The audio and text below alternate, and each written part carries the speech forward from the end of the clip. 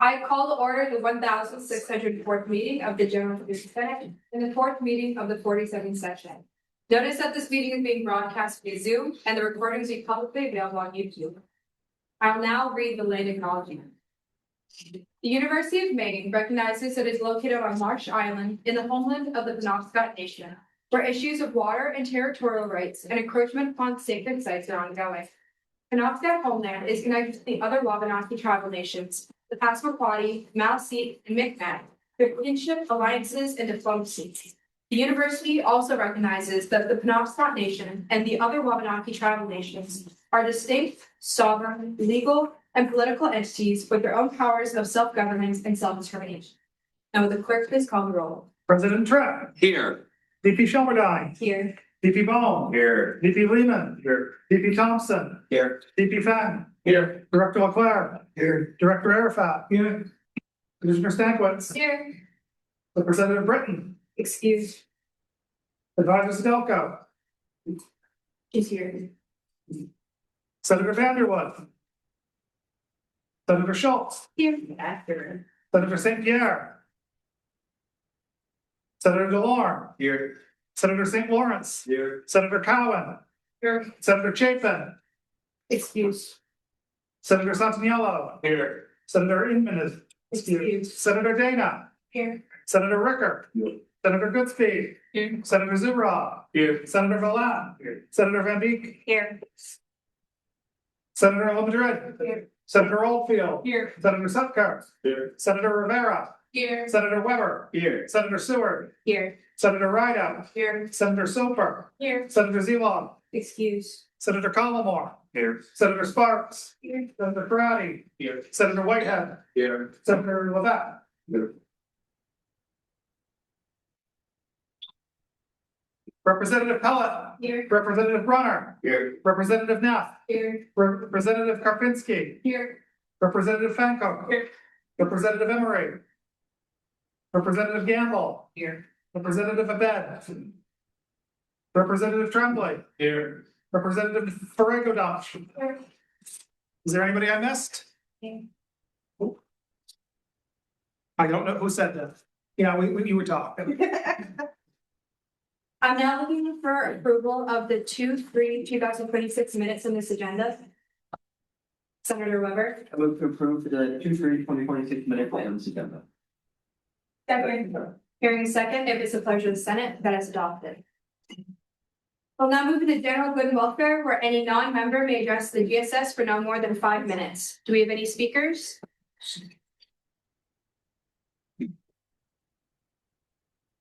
My name is Abigail Beauclair, and I am the intern for Angus III, who is running as a Democrat for governor of Maine in the 2026 election.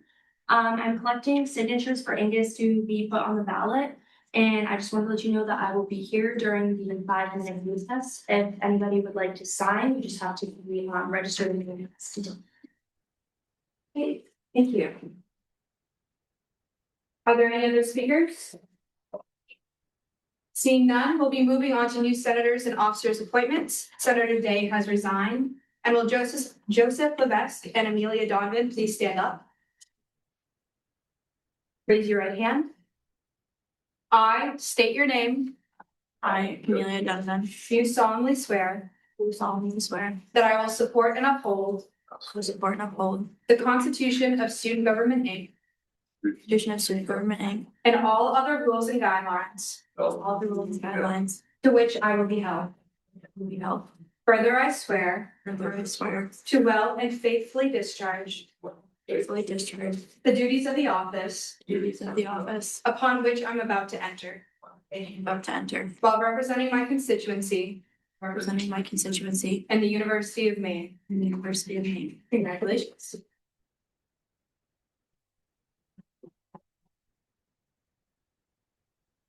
We'll now be moving into club maintenance, starting with the preliminary recognition of the Strength Training Club. Do we have any speakers?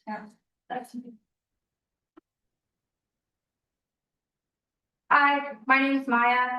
I don't really know what I'm supposed to say, but I would like to start the strength training club for the university. And that's what I'm here to do, so. Do you have any questions for the speaker? Senator DeLorme? Have you gauged any interest from other students on campus about this club? Yeah, absolutely. We have about 10 to 15 interested members. We held like an information meeting, and most of them were there. People. How many members do you currently have? Currently, I would say probably 10 to 12. Would you be able to tell us about what your club would be doing and what activities they might be putting on? Yeah, absolutely. So the strength training club would just be sort of a community for those who are interested in recreational or competitive strength sports. That would include powerlifting, Olympic weightlifting, strongman, or like bodybuilding, anything of the sort, or even people who just want to come and be with that sort of group of people. Just to kind of support each other in that endeavor, and also help, train and lead people through competitions and things like that. People. Do you intend to compete in meets as an organization? Yes. People. Do you intend to become a sports club? Yes. Are there any more questions for our speaker? Senator Oldfield, do you anticipate getting funding from the future? Potentially, yes. Any more questions? Seeing none, what is the committee's recommendation? 400 ought to pass. I'm now looking for approval of the committee's recommendation. Senator DeLorme? I move to approve the committee's recommendation. Hearing a second, we'll now move into discussion. Seeing none, debate. Seeing none, all those in favor? All those opposed? All abstaining? Seeing a clear majority in the affirmative, that passes.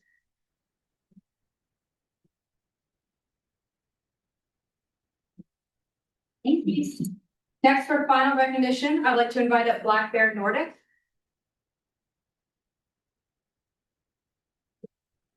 Hi, my name is Isabella. Black Bear Nordic has been running since the end of last year, and we're really excited to have meets this year. We've had 6 racers across 4 different meets, and we've also been running practices each week.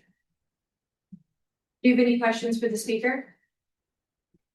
If you could. You mentioned you have 6 racers. Do you have any more than that who regularly attend meetings but don't meet?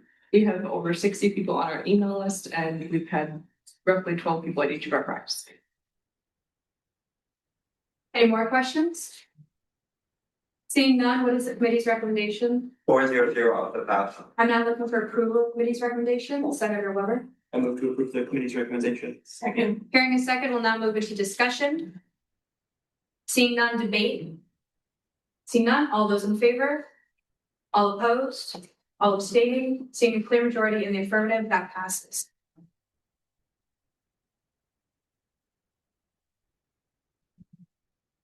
Next, for final recognition, I'd like to invite up the United Federation of. You got this.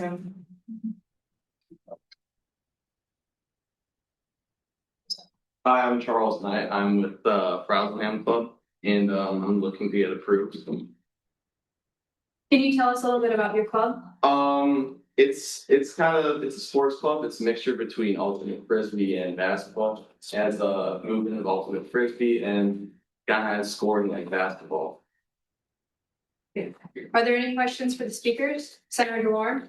How many members do you have who, I guess, would typically attend practices or games or matches? We have 25 members that come to our practices regularly, and we have 45 members in campus groups. People. When do you practice? Fridays in the rec center from 3 to 4. Any more questions? Senator Oldfield? There isn't anticipate needing funding for anything. Yes, we anticipate getting funding for jerseys and sometimes ball spray to replace some students. People. Do you use a special frazzler and ball? We just use like a soccer ball.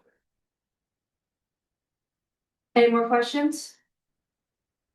Seeing none, what is the committee's recommendation? 400 ought to pass. I'm now looking for approval of the committee's recommendation. Senator Oldfield?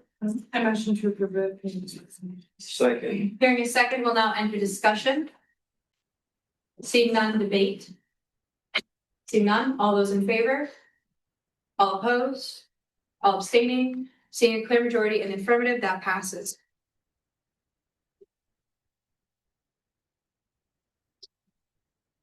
Now for club presentations, I'd like to invite up Taffy for the travel follow-up. Hi, everybody. My name is Jacob Lebeck. I am the president of the Technical Association of the Pulp and Paper Industry, or TAPI, and I'm joined today by Jackson Haskell, who's the treasurer of TAPI, and we're here to talk about both the Mexico trip we took over the winter break and January 10th from 16th, as well as the student summit activity that we did directly following that from the 16th to the 19th. Starting with Jackson talking about the Mexico trip. Sure, yeah. So I'm Jackson, I'm the treasurer.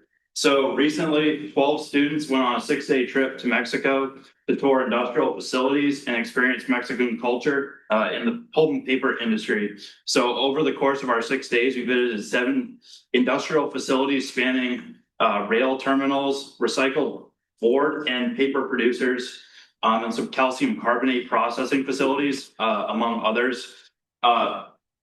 Some takeaways from the industrial side of this was that there's no fiber source really in Mexico, so they rely heavily on imported goods and recycled products, and electricity prices are higher, so it's a much more competitive environment. They also have different transportation laws, which we learned from the rail industry. It's less prominent in Mexico because trucks are allowed to be loaded heavier.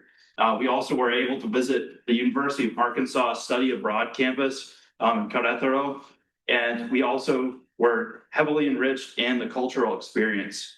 So we were able to have dinners, breakfasts, and tour the Mexican local culture. Thank you. And then moving into the student summit. So that opportunity took place in Birmingham, Alabama, where we were able to send 12 students. There were also 12 students in Mexico. So this was a different group of 12 students spanning freshman to senior. Chemical engineering, we had mechanical engineering present and a few other majors. To essentially learn more about the paper industry from a careers perspective, but also learn about some of the tips and tricks that they're going to use in their careers through interactive panels, workshops, stuff like that. Students took away a lot. Some of them got internship interviews, which will hopefully eventually lead to opportunities for them in the future. And the biggest takeaway for us is networking. A lot of us have either, seen people that we already saw in the past years or met new people from NC State paper programs, Western Michigan paper programs, Stevens Point, a number of others. So we're kind of getting UMaine's name out there in the paper industry by getting more connected with these universities and essentially showing who we are as a campus, spreading around our chapter, and taking back ideas for ourselves too, so that we can better ourselves in the future. So yeah, Student Summit was a great opportunity, and so was Mexico. But if anybody has any questions about those opportunities, we'd be glad to field this. Senator Sparks? Was there any part of the process of making paper in Mexico that you found like really interesting or different? There was one paper machine that we saw that used, so I mean, in general, paper machines are pretty complicated, but this machine had 3 different types of machinery that are pretty different. One was IR drying capability, which is not something you see very often in the United States. And they had a lot of different coating technologies as well for like paper products that you would see in like boards, so like cereal boxes, stuff like that.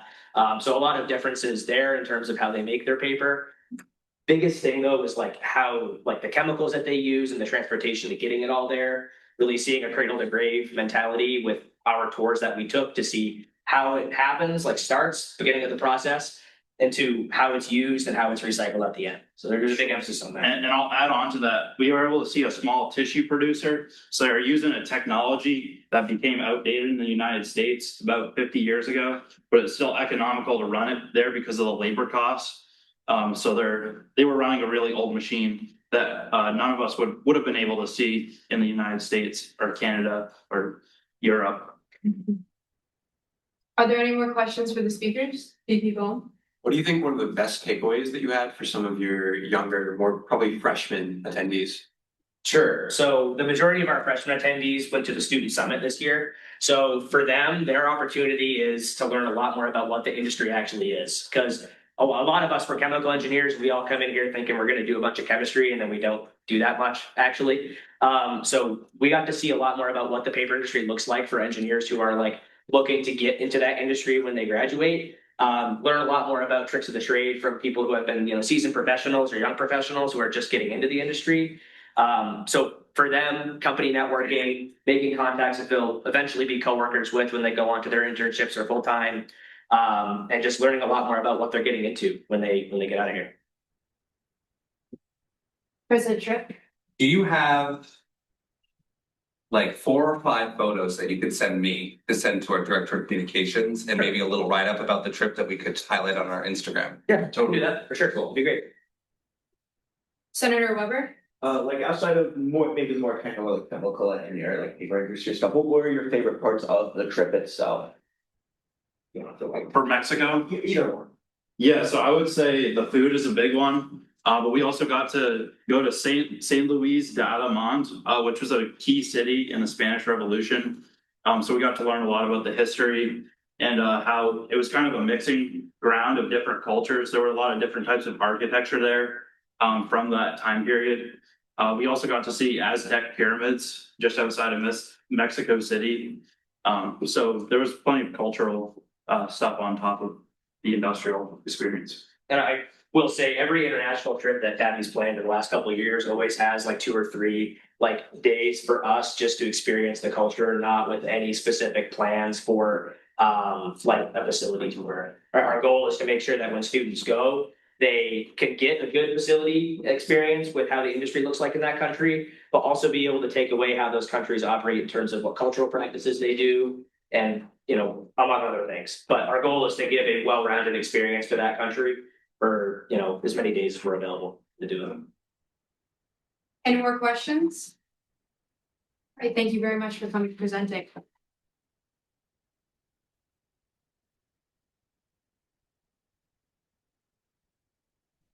Senator Wu, I motion to suspend the rules and add a 5-minute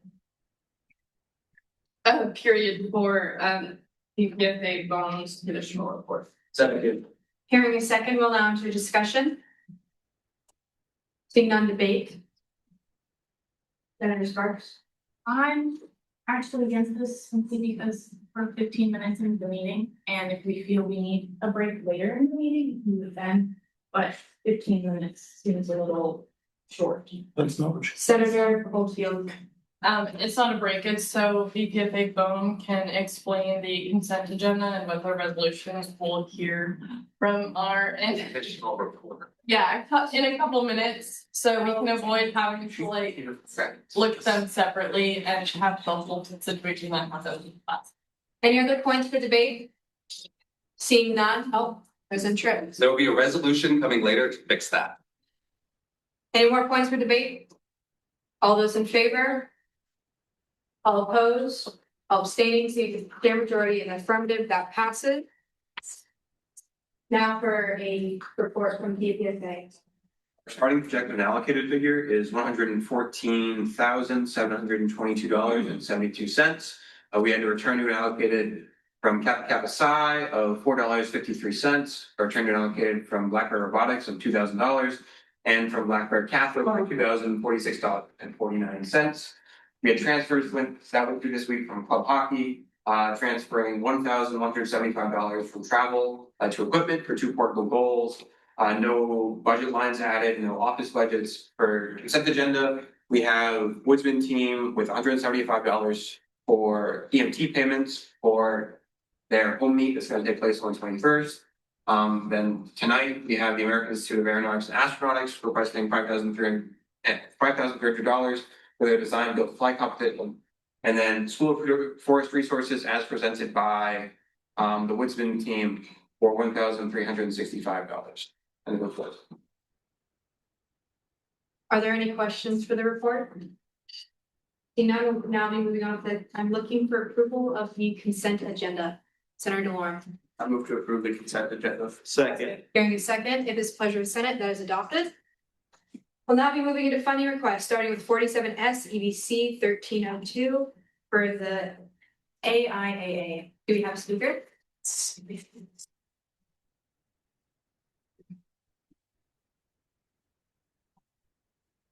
Hi, my name is Dominic Locke. I'm the Vice President of AIAA. Hi, I'm Lana Freese. I am the president of AIAA.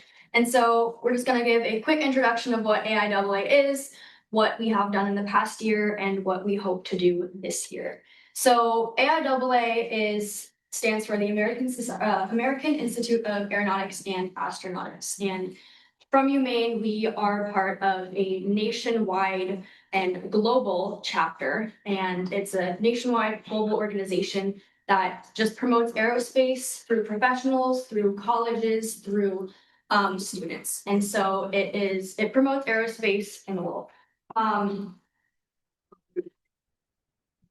Last year, we competed in the the global competition hosted by AIAA, which is the Design, Build, Fly competition. It took place in Tucson, Arizona. And this was the first time that the University of Maine had attended the DBF competition. And out of 112 teams, we placed 61st.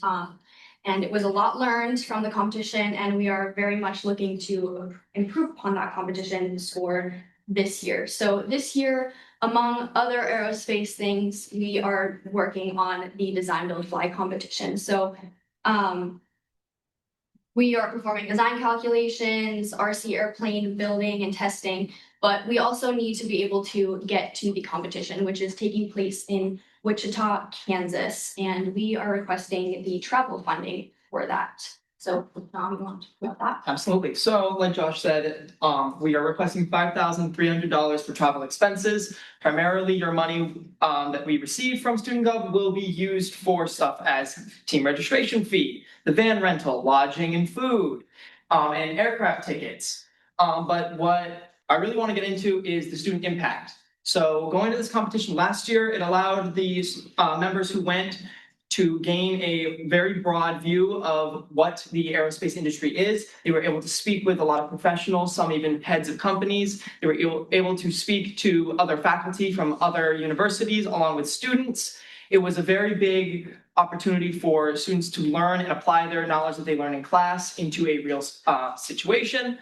Last year, we also, again, built an RC aircraft, which was very, I want to say, what's the word? Yeah, rewarding experience. Thank you, Lana. But overall, we're looking for funding for our travel expenses to go to Wichita, Kansas from April 16th to April 19th. That is the date of the competition. We'd be looking to fly out on the 15th and return the 19th.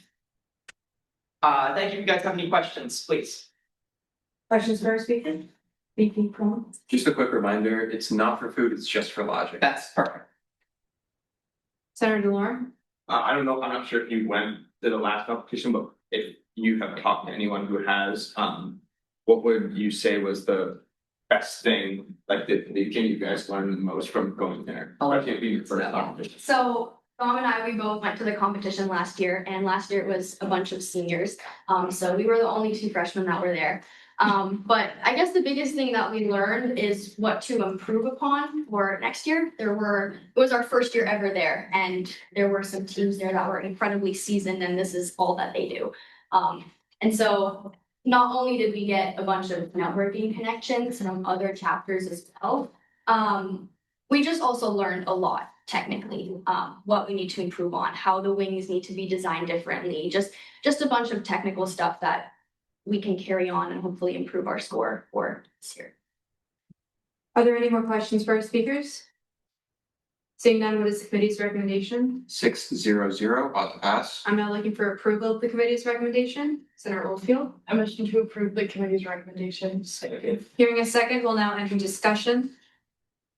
Seeing none, debate. President Tripp? I have 2 points. First, if you're not the clerk or giving a report, you should not be on your computers. We already know this. Please be respectful of our guests. Second of all, thank you so much for the in-depth presentation and really giving us kind of the student impact take. And we're excited to support this another time. Thank you very much. Senator Sparks? Please come back and tell us about this. Well, we absolutely will. President Tripp? I have a question for the speaker, if that's okay. Yes.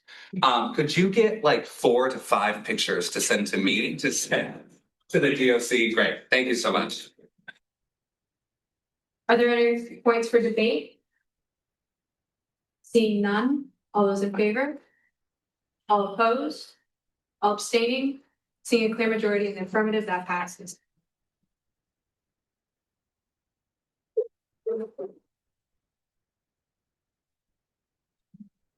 We'll now moving on to 47 SEDC for the school's forest resources.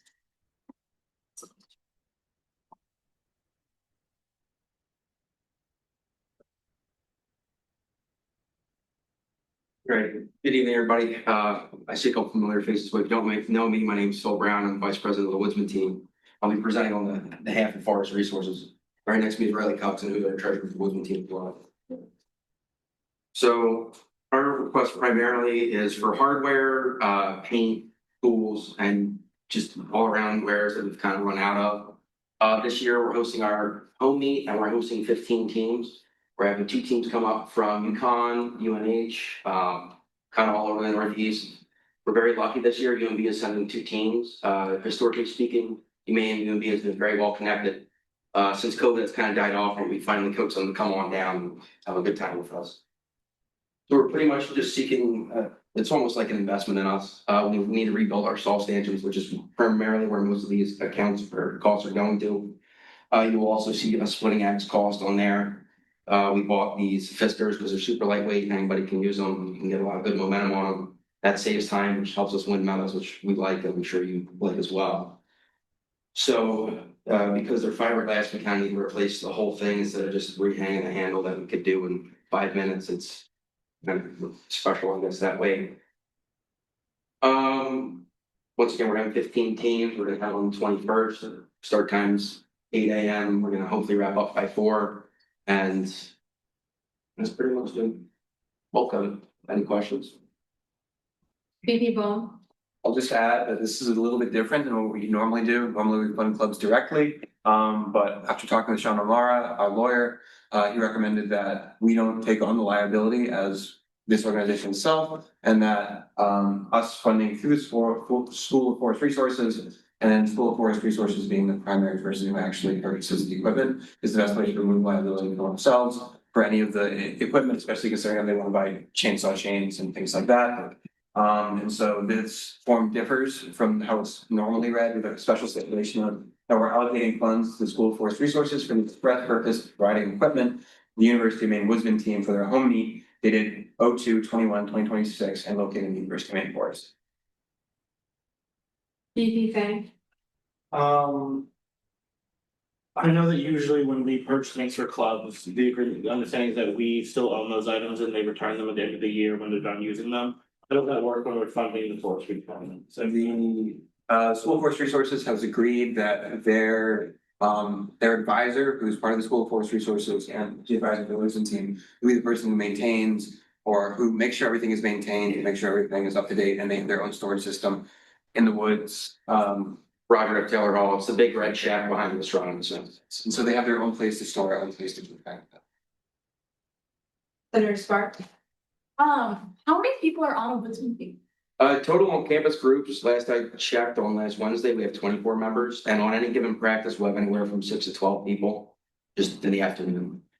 Senator Sparks. Like, how many people on average go actually to compete? So like, how many people per team would be coming to us? So for us, we're having 21 people total. It's teams of 6 people, we're sending 3, so we have 2 men's teams and a women's team. And we always have an alternate just in case something happens, someone can't go, something happens, you're in the bathroom in the middle of an event, you get thrown into it. Are there any more questions? Seeing none, what is the committee's recommendation? 6-0-1, to pass as stipulated. I'm now looking for approval of the committee's recommendation. Senator Weber. I move to approve the committee's recommendation. So, hearing a second, we'll now enter discussion. Seeing none, debate. CP Bone. Just for discussion, this amount does fall within the tier funding. They are a tier 1 club and they still had a pool of $2,315.09. They could have requested up to be under the 10,000 that we've been giving all the tier 1 sports clubs. They don't reach that even with the combination of this and the EMT payments that we've included.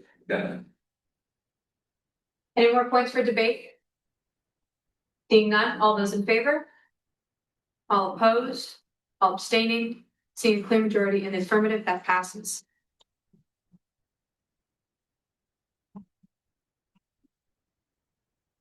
If you came here for a club presentation or recognition for a club vote bonding for the lead or staying.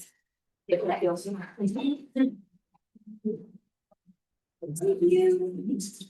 Thank you. Thanks. Seeing no guest speaker, we'll now be moving on to the executive report, starting with the president. Hi guys. Starting with some housekeeping for cabinet. First of all, I wanted to thank Vice President Fang and my entire cabinet for a great round of scholarship selection process. I think it went well, and I'm excited to do our announcement of candidate winners next meeting. Yeah, I'll let VP Fang explain that maybe in his report. Yeah, okay, great. And also starting tomorrow, cabinet will be moved to Google Meet, so no more early meetings, at least in this building. And I hope that relieves a little bit of your morning. Also for housekeeping, sashes. So it is that time of year to begin preparing for the end of the year. And each member of student government receives a commencement sash that reflects, first of all, one side says UMSG Inc., the other side says your position, or your highest position, I guess. And if you need one of those, I need you to reach out to Vice President Fang. We want to make sure that we get enough for the end of the year. We're also trying to find those who have kind of moved on but are still graduating from the Senate. So make sure you get that contact into him. Maybe he can drop it in the chat as well to help facilitate that. Next, I spent $250 for my exec fund all the way back to the Beat UNH t-shirt giveaway, but the billing just came through. This is a mandatory fee that Athletic charges all sponsors, which is a little bit annoying, but also makes UMSG an official athletics partner, I guess, so there's that. Also for homecoming, wow, housekeeping. I've had a long day. The chancellor will be visiting next Tuesday. The chancellor is in charge of the UMS system, and his agenda on campus includes an opportunity for UMSG and GSG to meet directly with him to discuss the important role students have in shaping the future of the university. That is what it said verbatim. So if you can attend February 17th from 10:05 to 10:50 in the Wells Conference Center, please react to the chat that I will drop in the Senate at the end of my report. Moving into old business for Syllabus Bank, I met with the GSG Senator Jacob Schwab, who will be the graduate student's new lead for the Syllabus Bank project. So we kind of have all of our task force put together, which is exciting. I'm working on setting up the next work session so we can cover the bases that we need to cover so we can get the faculty senate resolution passed. Vice President Oldfield will be with me on that, and hopefully we can get something done. Senator Oldfield, force of habit. Moving on to student trustee selection search, it has wrapped up. A name and materials have been sent to Trustee Kemmler for next steps, and the candidate will be reached out to when, I guess, they get reached out to. I'm not announcing the candidate because there is another round and I don't want to speak for them, but if they were wanting to share, they may. And special thanks to Representative Britton, Representative Frago Dumsch, Senator Dana, and Attorney O'Mara for their help in that selection process. Moving into student legal services update, I dropped a message earlier this week from Sean in the Senate, and if you haven't gotten to it, please read that, but I want to go over as a quick recap. So starting with, he basically dropped 3 points that are relevant to cases around these things, and I'm gonna read them out, the topic, and then kind of the information under that. So the first one was preventative and general advice. Sean will continue providing guidance on best practices in rights-based education, things that have to do with travel risk reduction, interactions with police, landlord and employer issues. This work helps prevent situations that can trigger immigration complications and is already within current capacity. So that's already been happening and will continue to happen. Next, current needs / state court and related issues. So Sean will continue providing state court representation and practical guidance where applicable. Criminal charges, related legal issues, employment on student visa following training. However, immigration-specific decision-making, so status changes, appeals, marriage-based changes, etc., require specialized expertise and will remain outside current services. So we've come up with a few game plans in that. So to strengthen support in this area, we will be adding additional training to his plate, and print resources will be explored and costed out for student government to review. Ultimately, that will need to be approved by the Senate, but he's already going to take free trainings that he can find on the subject. Basically, basically to kind of educate himself to make sure that he can give advice as best he can. But in the interim, we're also exploring funding a 30-minute consultation with private immigration attorneys around the area for students requesting this type of advice as part of our additional services budget that was established under former President DeLorge a few years ago. This would basically cover exactly the same services that we allowed to Sean, except it would give students the ability to speak to an immigration lawyer instead. And then finally, federal immigration representation. Federal immigration matters require dedicated immigration counsel and are not realistically within the scope of UMSG due to the education, time, and cost required. Sean will continue to refer students to local immigration attorneys, and we just explained how we're going to expand those services, or to ILAP when eligible for asylum in similar cases. And just to reiterate, so that it doesn't get confused again, our legal services are for undergraduates only. I just wanted to make sure that everybody was up to date and you knew that I was having these conversations in the background. I think that we are providing as much support as we can, and I'm excited to see what we can do to kind of expand those. But I think we're doing all we can, and I'm really optimistic about that stuff. So moving into new business, I'm working with IFC Vice President of Risk Management and Judicial Affairs, Avery Olson, to review and implement their judicial board policies. I want to commend our Greek life leadership for taking this initiative on, and it's a major step in bringing accountability back to fraternity and sorority life, as well as into the hands of students. So thank you for that. Senior administration meeting, I'm going to run down through what we talked about. We gave the president and her cabinet an update about our budget. We talked about the spring concert and contracts, essentially where they are. We also asked if the More Serena timeline was still on track, and we were told that it is. So phase 2 will be happening over spring break. We talked about the student trustee selection update. We talked about a few national issues and kind of the climate on campus. And Vice President Shelmerdine gave an update about the student advisory boards, and we'll be doing a dean roundtable soon to pitch those to all the colleges that currently don't have them. And finally, we brought up essentially asked, we asked 2 questions. The first question was why we hadn't heard back about either act or urge that was sent to her office and the cabinet. And then when we didn't get, I don't know what the explanation was. Honestly, I can't explain it. But we also then talked about an administration response mechanism to student governments, essentially to have some sort of expectation so that when we send those and we sign them on behalf of the student body, we hear something back. We'll be continuing those conversations. The president asked for me to look into mechanisms that exist already. However, I'm excited to build something between the two of us either way. And I will drop that full report or agenda into the chat so you guys can see it. Finally, actually not finally, 3 more things. To ensure that we don't fall behind in funding, I've asked VPFA Bohm to draft an email to student orgs encouraging them to request, and I'll be helping him get that out to the student body just to make sure that we're staying on track with that, since it was brought up last meeting and I wanted to make sure we're on the same page. Myself and Vice President Thompson met with SAC leadership yesterday, and that was good. We kind of just had a good rapport and talked about kind of the issues that they're facing, and we're excited about the community that they're building and kind of getting a lot of structure under them this year, especially with a new assistant athletic director who will be working directly with them. So hopefully that'll give them the support they've been needing. And then finally, later tonight, you will be seeing a format update to the hiring policies, and I will save that for that. That is the end of my report. Right, now for my report, I had that the meeting with the president and her cabinet went okay. To elaborate a bit more, I think her response was that they didn't know how to respond, and they thought that conversations that Keegan and I had with them was enough of a response, but we established that it's not, and we don't want that going forward. We did invite her to one of these meetings, so hopefully I can set that up soon. All the committee binders are set, so if you're a chair, please check out the binder and make sure that you're updating your notes and your committee attendance. If you have not, if you're chair, please schedule your bi-weekly and start making your posts for your committee for our DOC to post.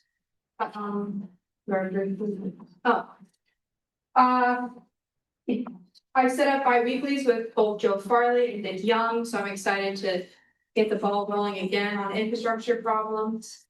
I had the presidential space committee, and I have a couple different things from that.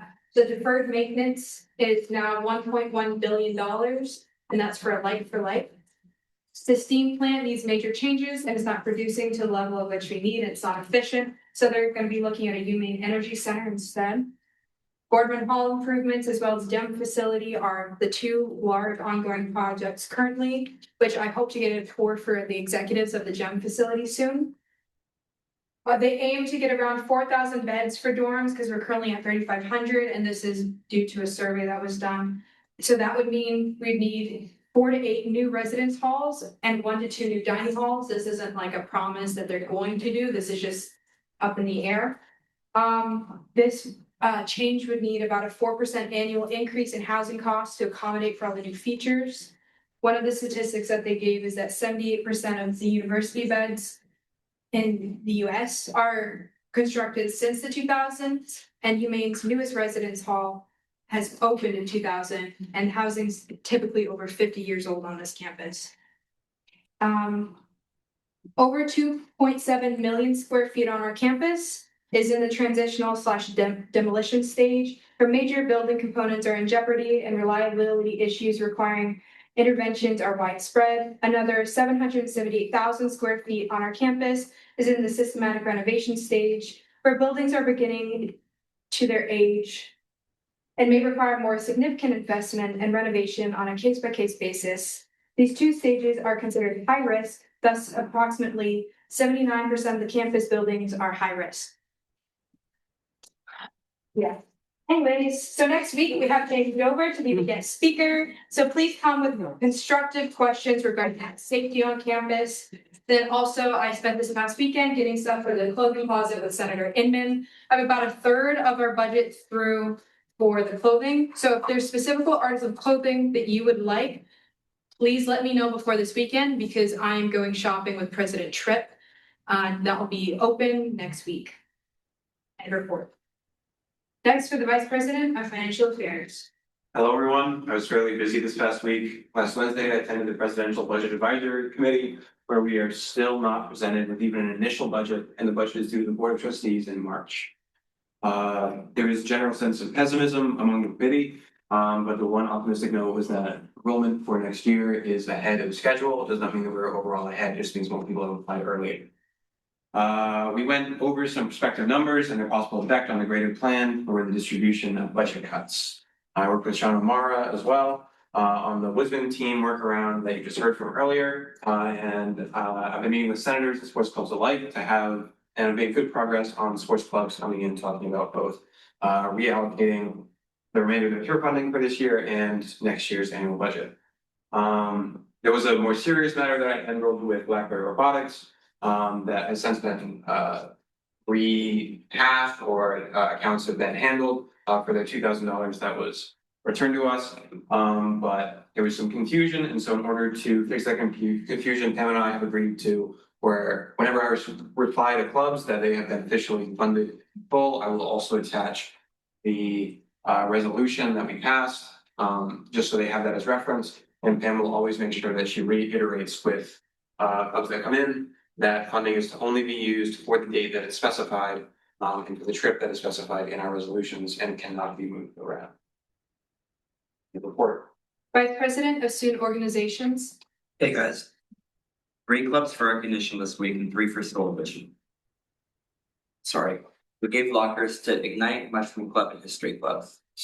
I've been working on filming my day in the life as an exec today, so that should be out on Instagram sometime this semester. I had a couple meetings this week that felt pretty productive.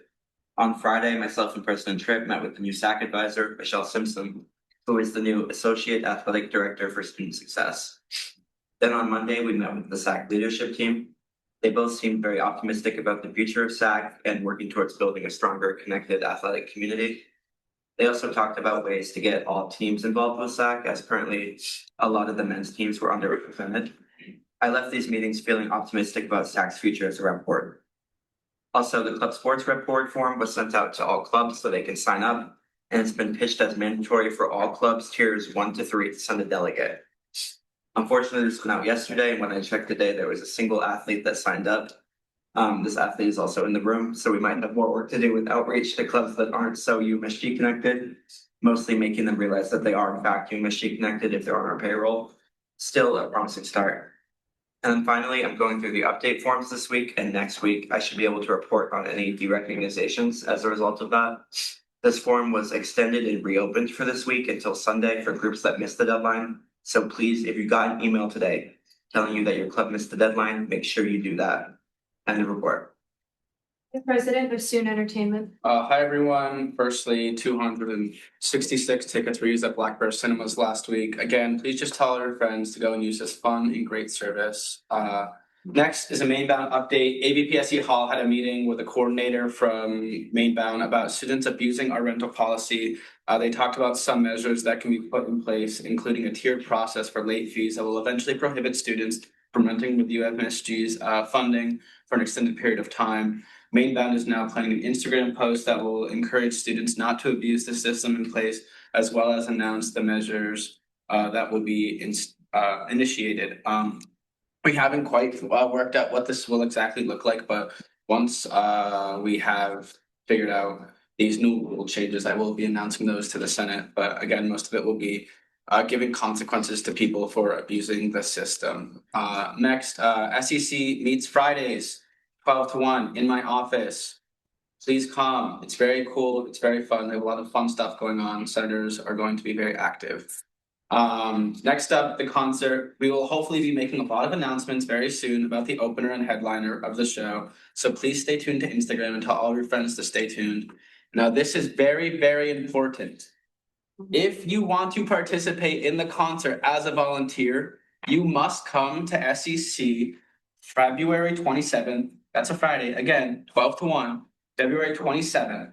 There's no ifs, ands, or buts about this. If you cannot make this day, you do not volunteer, cry about it. Sorry, guys. This day is the day that we will be doing the crowd management training. This is essential to being a volunteer. This is where you get to understand how to be a volunteer. So if you cannot make that day, I'm sorry. I'm sorry. And then lastly, Winter Carnival. I dropped that in the group chat today, so please check that out. But again, it's going to be a lot of fun and cool things.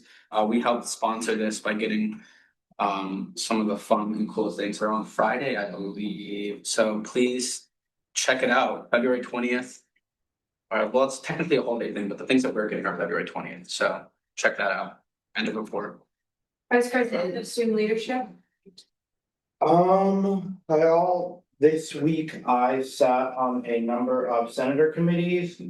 SLC met today and came up with a bunch of cool merch ideas, as well as a plan to survey students for a new project that we discussed. This week I am reaching out to the finalists of the scholarship, and I'm going to invite them to come in next Tuesday for Senate and introduce themselves and give them their certificates.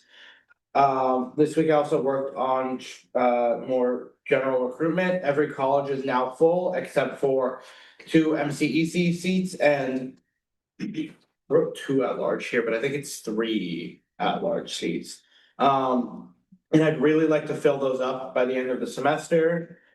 I dropped a message in the Senate chat. If you're walking this May, please react to that. But also, if I think you're a senior, I'll probably email you anyway, just to be doubly sure.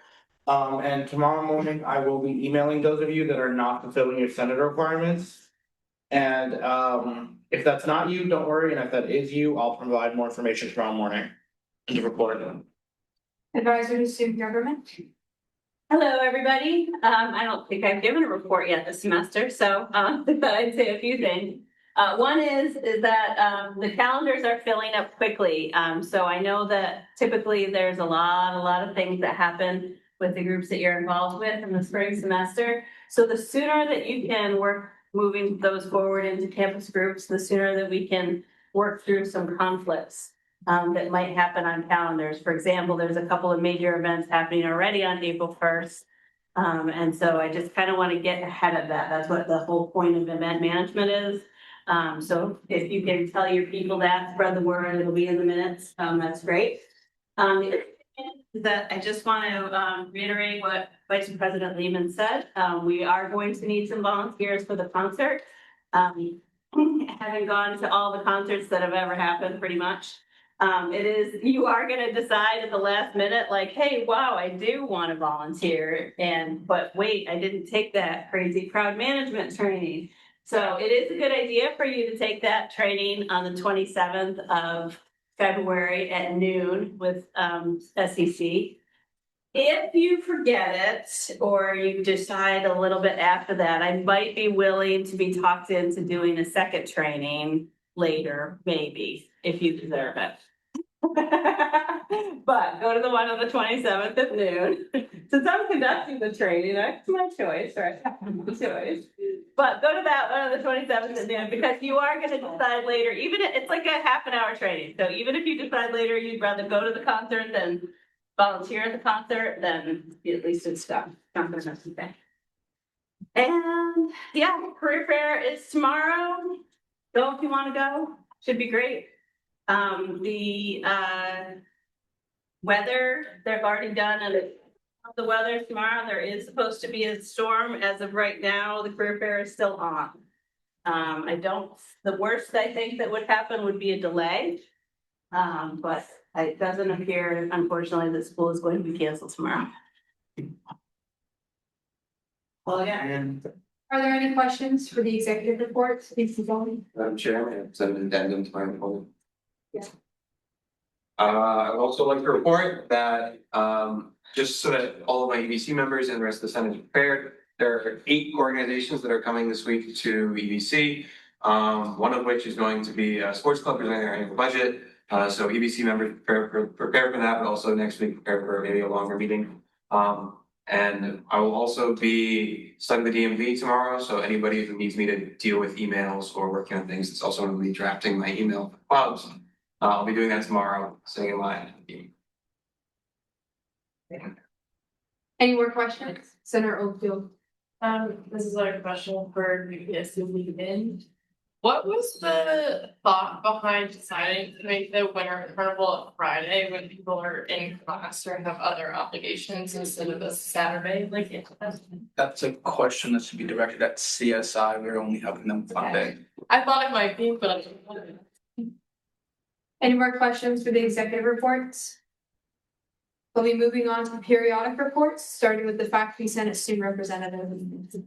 Yeah, so as of now, there has not been a faculty senate meeting since my appointment a few weeks ago, but there will be one held tomorrow from 3 to 4:30 in the Wells Conference Center. Something I found notable in the agenda is the impending discussion of the president's decline to support motion 2106. For those of you who don't know, this motion would allow/require the university to provide information on immigration enforcement on campus within 1 hour of their arrival. It would also require the university to generate a website with resources such as, but not limited to, student rights and clarification about what are public and what are private spaces on campus. I'll be coming to this next meeting, share with you guys the results of that discussion along with anything else notable from that meeting and the report. University of Maine Board of Trustees student representative. Is there any report for her? Chair of the Fair Election Practices Commission. Hi, everyone. We had our first FEPC of the year, even academic year. I have senators on the committee now. But I would love more voices and more opinions. So if you want to come, it's 4:30 to 5:30 on Tuesdays, so right before Senate. We're going to be working on the I voted stickers. So if you guys have any last designs you want added or anything that you think would be funny, reach out to me and let me know what you guys want to see. And then our next event, I guess, related to the elections will be a sort of roundtable / town hall with the candidates.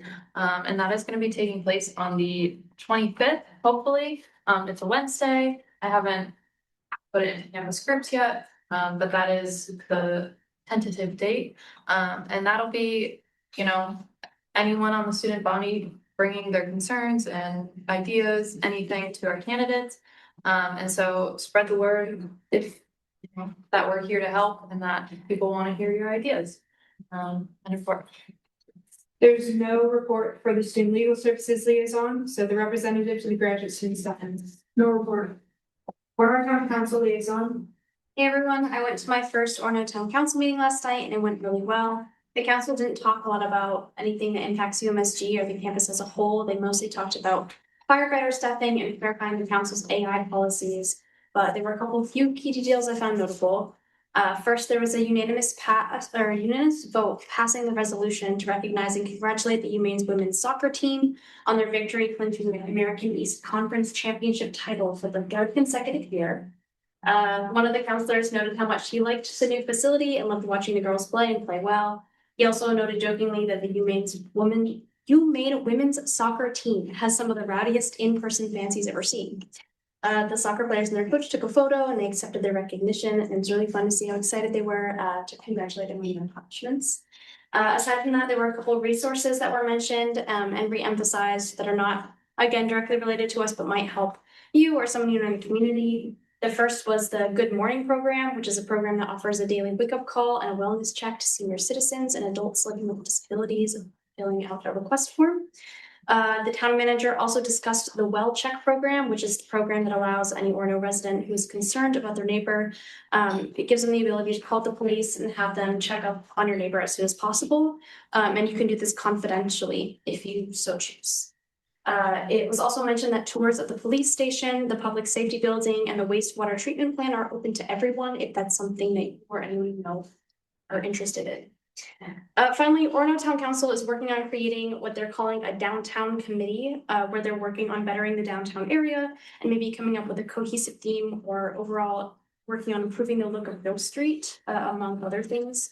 They're working on the application process for the committee and for what I believe is a student representative, and trying to decide whether or not they would send out that application in the spring or in the fall. There's more info on that to come. I'm planning on setting up a separate meeting with the council chair to get to know him better and touch base about a couple of other things that we discussed. So, end of report.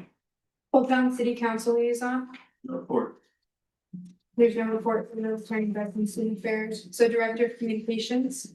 All right, so for new senators, please fill out the Meet the Senator form that should be linked in the Senate space. If you have trouble accessing that, just reach out to me and I can get that to you.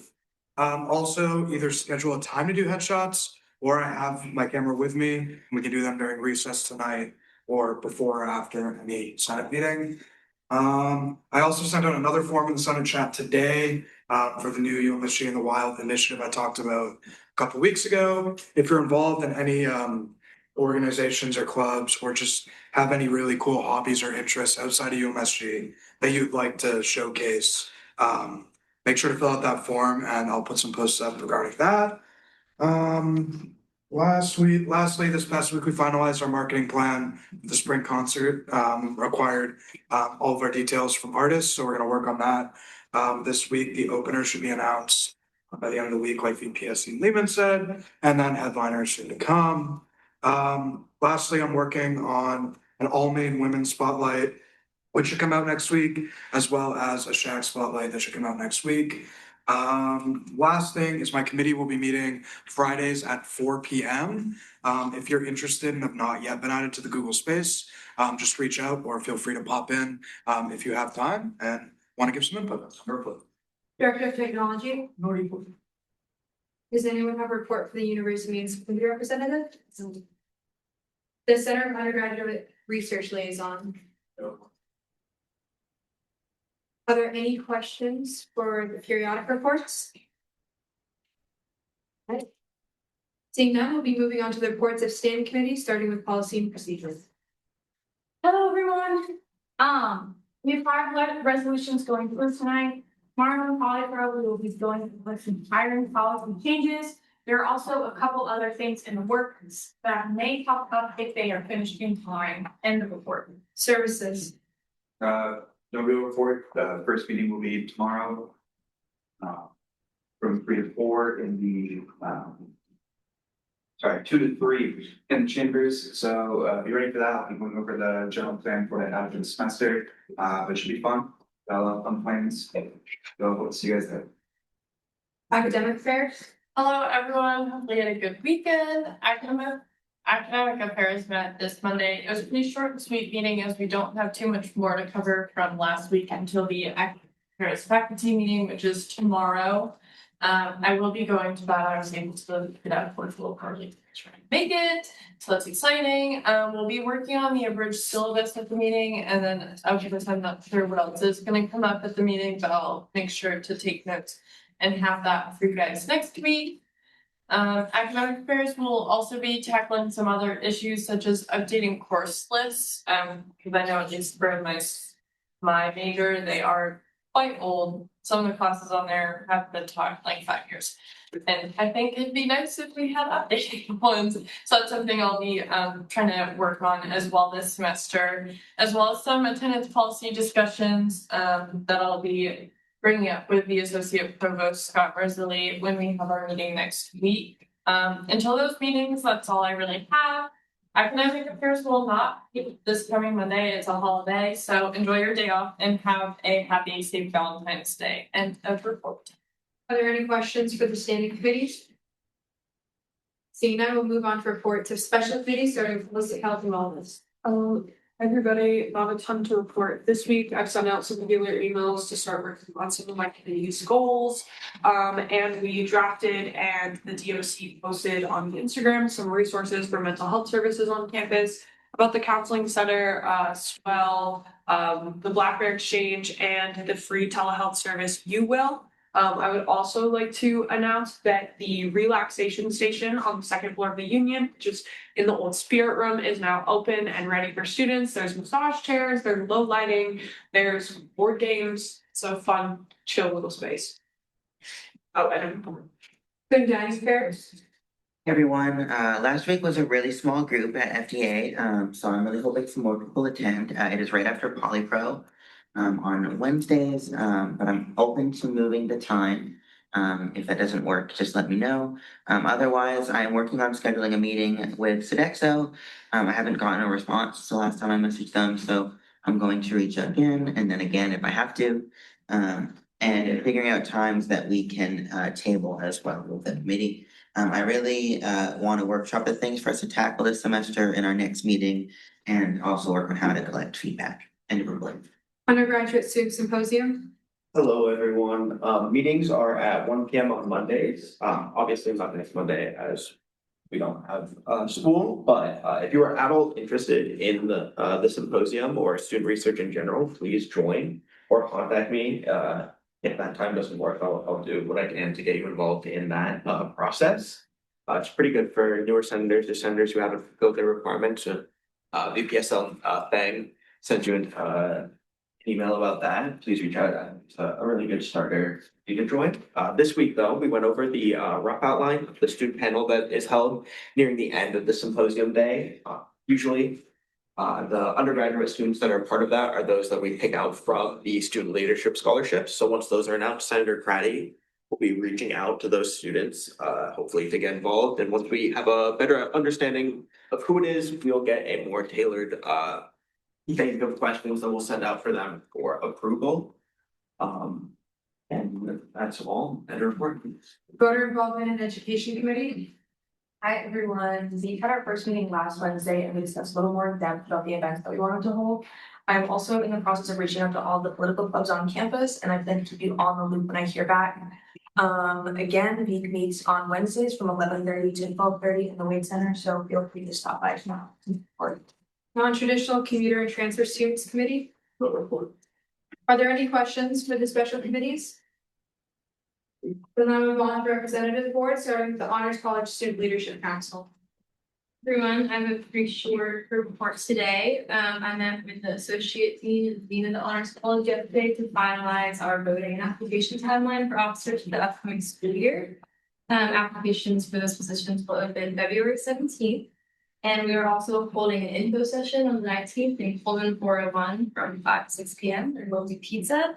If any of you are in the Honors College and interested in this leadership council for next year, or if you know anyone, please spread the word. That will be going out in the Honors Weekly in the upcoming week and will be announced by the RAs in dorm buildings.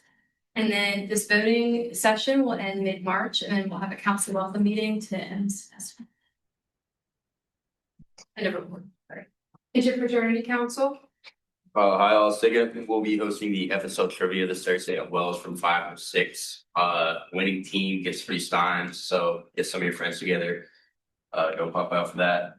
And then tomorrow, even if we have a snow day or a delay, I do still plan on hosting the IFC meeting because, like President Tripp said, we're trying to get our judicial board in process back into our hands per se, and to do that, how do we separate our bylaws and constitution apart from just one document to make it easier to reference and then also implement and revise in the future and report.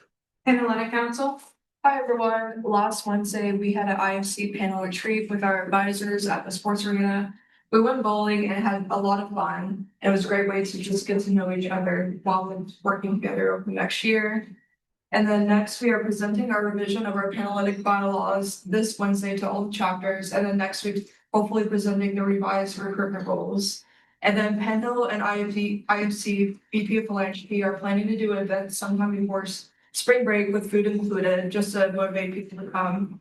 And then more details to come about that. My VP of Philanthropy is also looking into the Naval Waitsworth Health Clinic. It's a women's clinic, and she's helping make pamphlets of like the resources they offer. And then AOPI and SIGUP are doing a philanthropy event on February 11th to make Valentine cards for a local nursing home. And then DC is tabling on February 11th in the Union from 10 to 3 p.m. for their Candy Graham fundraiser for Valentine's. AP had a Valentine's bake sale with SIGA earlier today in the Union.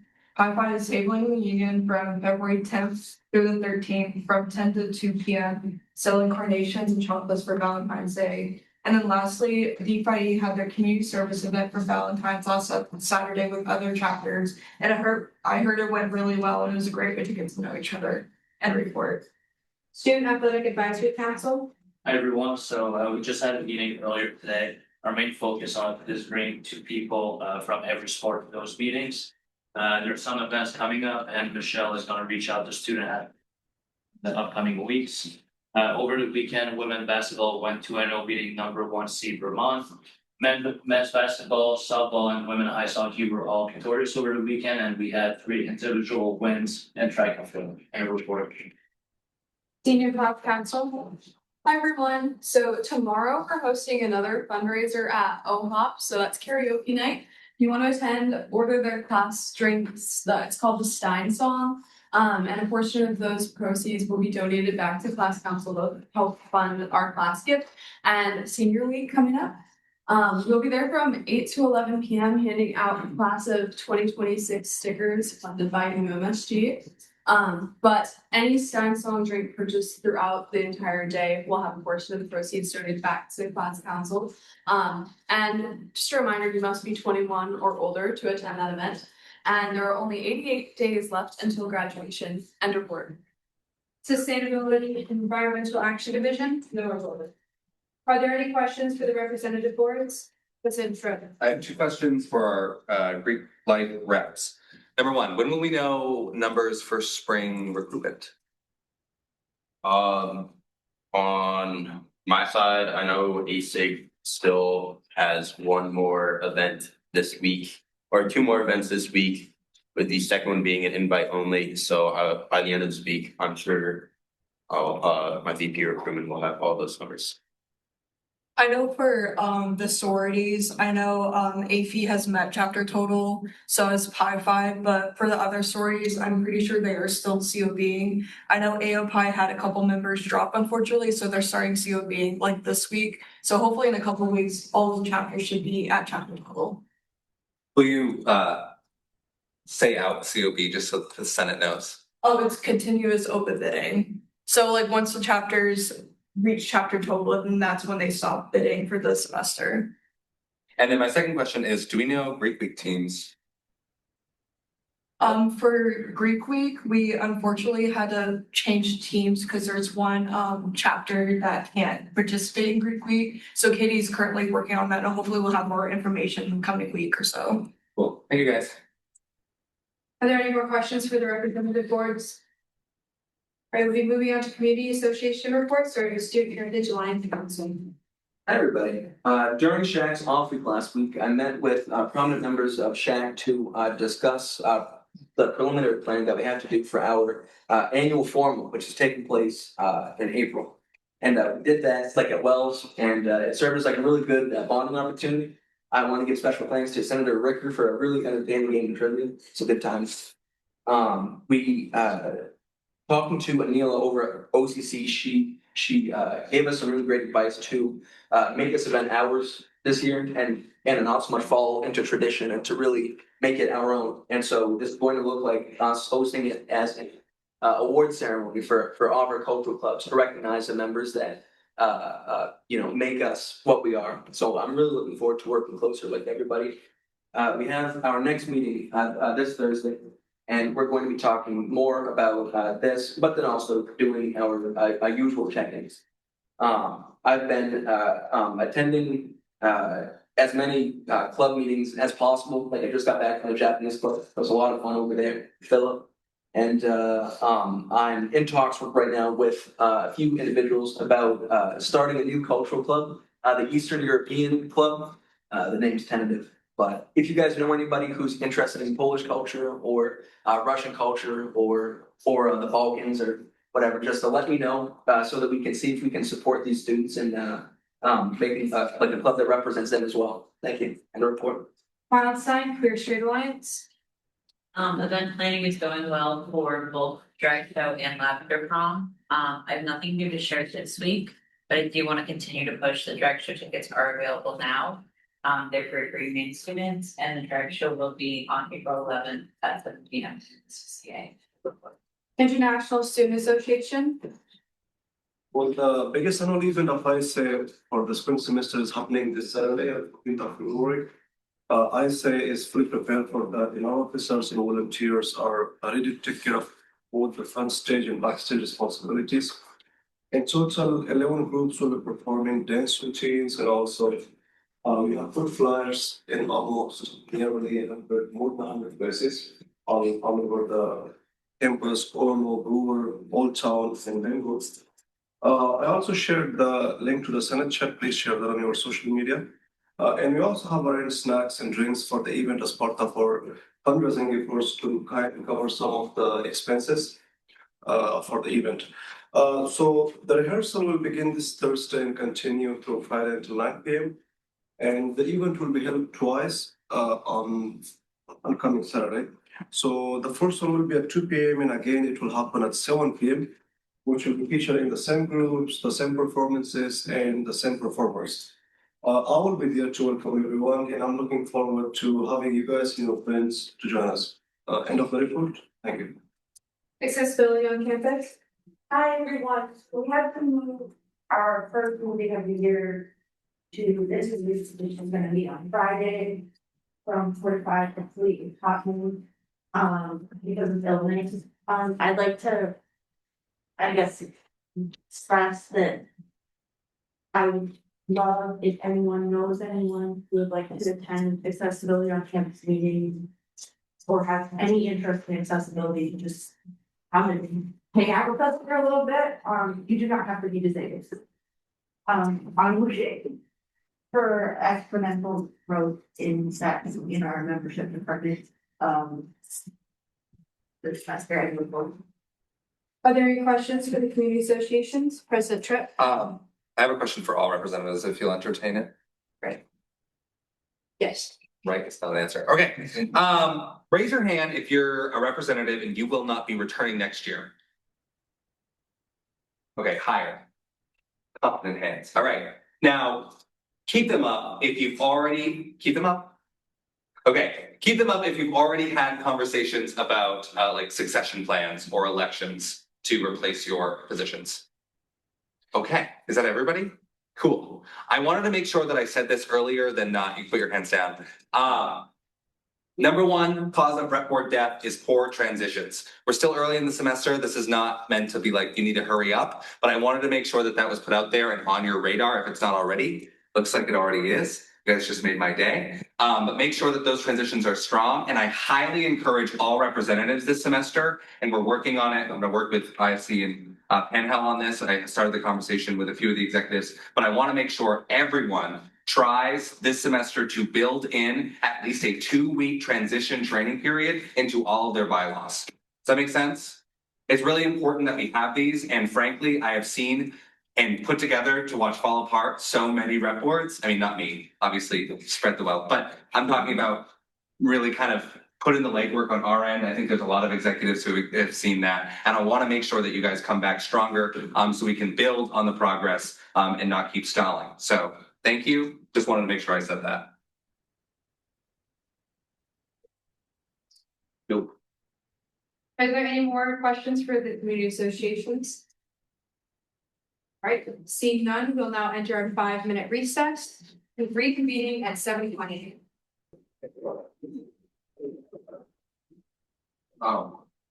Seeing nothing under unfinished business, will now be reviewing business, starting with 47S POL and author's right to speak. Great. Can we do it that way? Probably, right? Yeah, actually, it's the later one. What did he scratch out? The DOT not here. Okay. I was gonna say, I was like, I swear I saw him earlier. Actually, I came over here to look like I was gonna be helpful, but I actually don't know how to do it. You're not helpful. I'm gonna sit back down.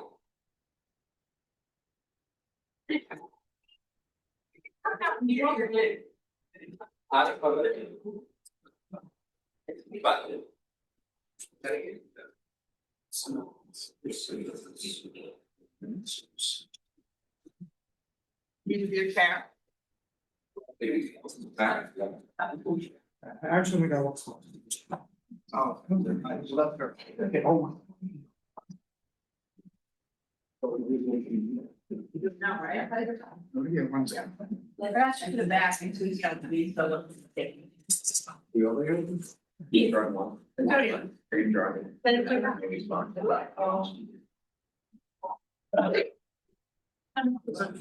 Okay, so this is a little bit of housekeeping, as President Cook would say. So when we added authors to resolutions, we did that. And so in standing rules, there is a section that explains what sponsored resolutions is. And so I added a language to include authors in this and also clarified a little bit of the difference between an author and a sponsor's position. So it shall now read, co-sponsors and co-authors of a resolution may be any member of the undergraduate student body. However, there must be at least one senator or ex officio member as either a sponsor or an author for the resolution to be presented to the Senate.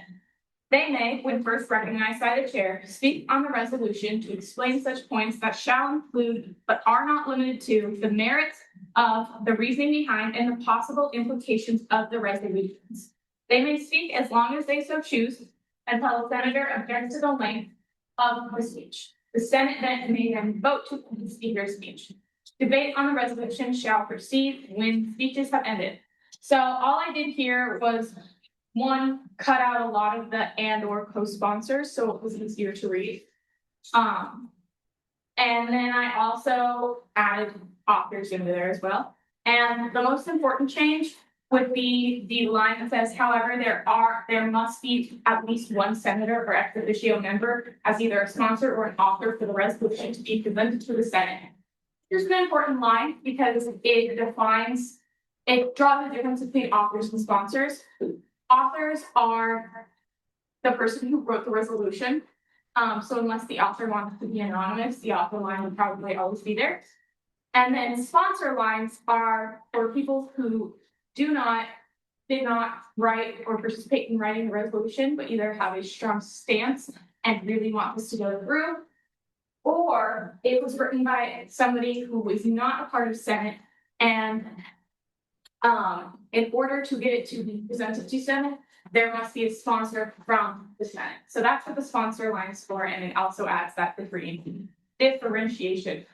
Also, ex officio members, for those people who don't know, include all of the execs, all of the reps, and all of the community association reps. So everybody sitting at this table, except for our clerk, is able to present Senate and be sponsors and present resolutions to the Senate.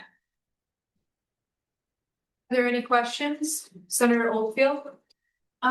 So in the writing, right after the line, the bolded one, that however there must be at least one senator ex officio, you change the wording to they. Does they imply the one senator or ex officio member, or still referring to any of the sponsors or authors? Any of the sponsors are off. Okay, I think we should probably. You're right, yep. Are there any other questions for the speaker? Right, open to put in the advisor could object to the length of the speaker. Just kidding, withdraw that request. Any other questions? Seeing none, what is the committee's recommendation? 400 ought to pass. I'm now looking for approval of the committee's recommendation. Senator Weber, Move to approve the committee's recommendation. hearing a second, will now enter discussion. Actually, I have another question about that. Okay. Can you explain the reason behind changing the sponsors and co-sponsors today? Today, yeah, it is really hard to read. Okay. Any other points for discussion? Seeing none, debate. Senator Oldfield. While I understand having a senator or an ex officio member looped in on any of the resolutions, I do think that the wording directly after referring to they implies that it is only the senator or ex officio member that is allowed to explain the resolution, and I think that would be to the detriment of future senates, because currently all of our financial resolutions are not presented necessarily by an ex officio member or a senator. So I think just to clarify future, at least that they, the ones following can remain they, but at least that one should clarify sponsors or authors, so that it's known that it's any of them and not the singular ex officio or senator. I would strongly encourage a senator to change the added speakers on the second to last line to be a possessive and not just a plural. I feel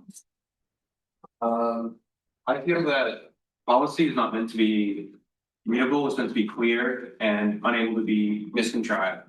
I feel like changing it to be for clarity over like losing the clarity that we get in it is not the right move. I feel like anywhere that it listed sponsors and or co-sponsors, it should now list sponsors and or authors instead and not change it to they. President Trent. I don't disagree with the clarification, and I'm fine if that's what they want to do, but in policy, usually the they would refer to whatever is under like G, like if it refers to the article and the article title. So while like, I guess I'm just saying that, so I think that like what you did was not wrong, but in this situation where that you're talking about three different things, I think it makes sense. It's just a little housekeeping. Any other points for debate? Senator Inman. Thank you. I propose a motion to strike they, the one immediately following. However, there must be at least one senator or ex officio member as either a sponsor or an author for the resolution to be presented to the Senate, to read as sponsors or co-authors may, when first recognized by the chair, speak on the resolution to explain such points that shall include but are not limited to the mayor. Do I hear a second? Second. Hearing a second, we'll now enter discussion. Seeing none, debate. President Tripp. I wish you also made the S possessive, but it's okay. Did the senator mean to have that possessive? Yes. So we don't have to do two votes. There we go. Senator Schultz. That's still kind of a mouthful. What if it read something like at the end of the resolution to be presented to the Senate, You could say like, I don't know, like when first recognized by the chair, sponsors and or authors may. It's not up like. Yeah. Yeah, you can put four. Senator Sparks, For clarity's sake, are we talking about the one day that's right after the ex officio member line or all of them? Just the one day. Yes, you're right. I said just the one day after the bolded edition. I mean, we could change all of them, but I said just the one bolded, just, yeah. Again, I'd just like to reiterate that cheat sheets are for readability for the public. I have one for all my financial things, and I think it's a good place to have it so that people don't have to read through the entirety of our standing rules or all of our documents to understand the basic idea. And so cheat sheets are where we can have it be days and everything like that, but it should be as descriptive as possible. I think that we have the sentiment. I suggest that the Senate move forward past this and we'll rewrite it really quickly, show you, make sure you think it's good, and we'll move on. Yes. any other points for debate on the amendment? Seeing none, all those in favor of the amendment? All those opposed? All abstaining? Seeing a clear majority in the affirmative, the amendment passes. We're now back onto debate as the resolution as amended. Any other points for debate? Evil. Does now requiring there to be at least one senator or ex officio member as a sponsor limit in any way the ability for the constituency to speak on their behalf that's not represented by the Senate as a. Yes, it's just a general point. President Tripp. No, so as of right now, I mean, it's just how anything works. You can't present something to the Senate without being a member of. To not have that be the case, then there wouldn't be much of a difference between a general student and a senator. It would take a lot of power from it. But this does allow. No, it allows a presentation, but it doesn't allow it to go to the Senate. It allows Wait, what is your question? So the way it was written before, it allows sponsors to be non-members. You do not need a senator to be a sponsor, and it just has to go through Polypro, be approved by Polypro, which it wouldn't really happen if it wasn't sponsored, I guess. It would have to be sponsored, and that doesn't change here.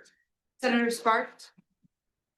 This is what I think you're asking, and so I'm gonna answer what I think you're asking, and then you can tell me if I'm wrong. But I wrote this in a specific way where I wrote. It has to have a sponsor to go to the Senate. Not committee. So if an undergraduate student person wants to submit it to a respective committee, they can. And then if that committee decides that they want to sponsor it and bring it to the Senate, then they can put on a sponsor. It's great policy. Did I get that right? Any other points for debate? Senator Sparks. This is what I have rewritten in the amendment that Senator Oldfield put in. I scratched out the day and I put co in parentheses sponsors and the S in parentheses and / or co in parentheses authors S in parentheses and then the rest of the sentence. Are we okay with that? Will you drop it in the chat? I will definitely drop it in the chat. Everybody take out the chat right now. We're about to go through this. I have another question, perhaps just more policy related than anything. What is the purpose of co if sponsors is already plural? It's how it was written originally, and I just mashed how it was written originally. Seems a little rhythm.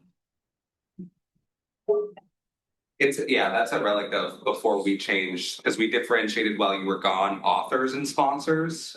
So like, that's a good point, let's do it. Oh, Next week. It is. Yeah. We'll fix it another time though. I'm just going to wait till this is dropped in the Senate space before we move on with voting. It's loading. Okay.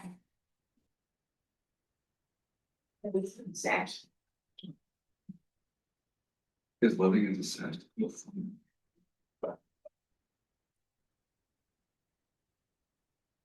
Is that how you attended the one sentence?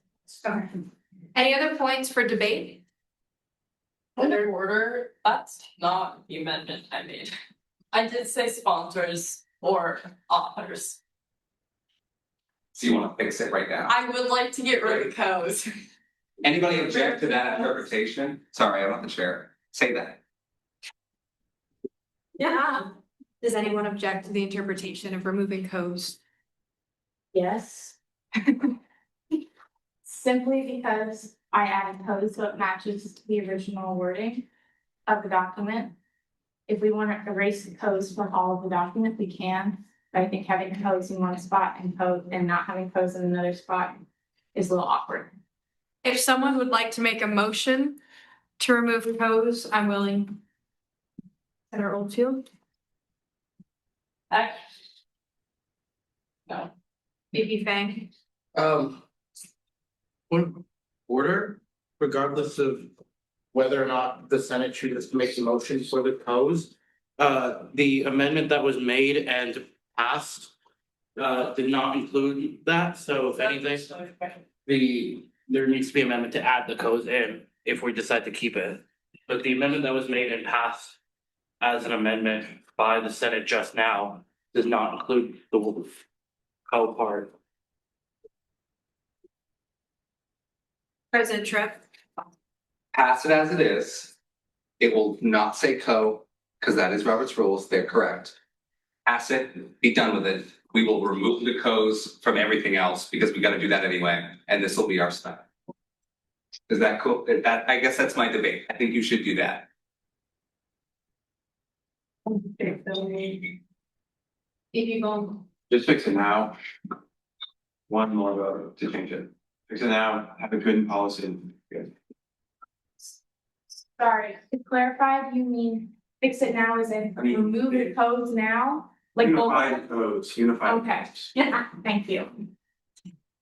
I'm now looking for a motion. Senator Oldfield? A motion to strike the co-sponsors and co-authors at the beginning of this resolution to match the sponsors and or authors that is further written in the that is already in the resolution. Do I hear a second? Hearing a second, we'll now enter. Senator Sparks? Can I ask why we're so against codes? It's not that I'm against them, I think it's one redundant, and if we're worried about clarity of the resolution, removing redundancies is gonna make it more readable. So the reason for the days in the first place was to make it more clear. I think it led to potential misinterpretation. But by using sponsors and or authors, it's still very clear, and removing the co makes it not redundant and gets rid of additional verbiage. President Tripp? I agree with Senator Oldfield, and I think that it should be done. Let's debate. Discussion? That was a question. Because she was answering the question from Senator Sparks. Oh. So we're still in discussion. Any other points for discussion? Any points for debate? President? Just said. Any other points for debate on this amendment? Seeing none, all those in favor and the amendment? All abstaining?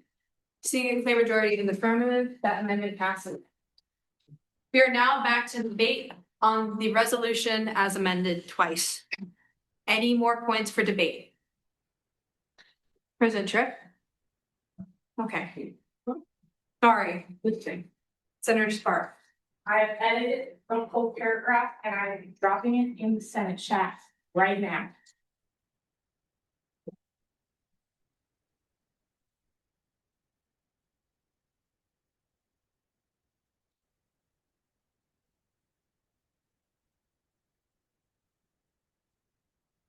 Yeah. Any new points for debate on the amendment? Seeing none, all those in favor? All those opposed? All abstaining? Seeing a clear majority in the affirmative, that passes as amended.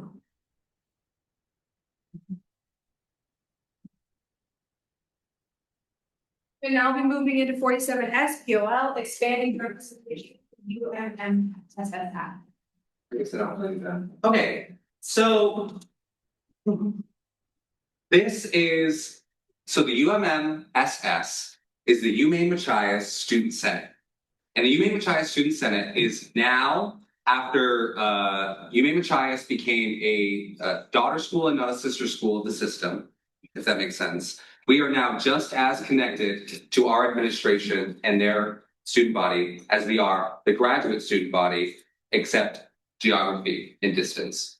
So what this essentially would do, and I've spoken with their president and Senator / Trustee Kemmler, was to set up a liaison between the two. To be very clear, this does not mean that you will be driving all the way to Machias, that no one expects that, but essentially it would be another position to liaise between a group that is important for us to keep tabs on, especially as we continue to talk about year in and year out, including them in potential things, concerts, et cetera, et cetera. And I think it's also imperative that we have the relationship, because speaking to them, they don't have as strong relationship with the cabinet and the president as we do.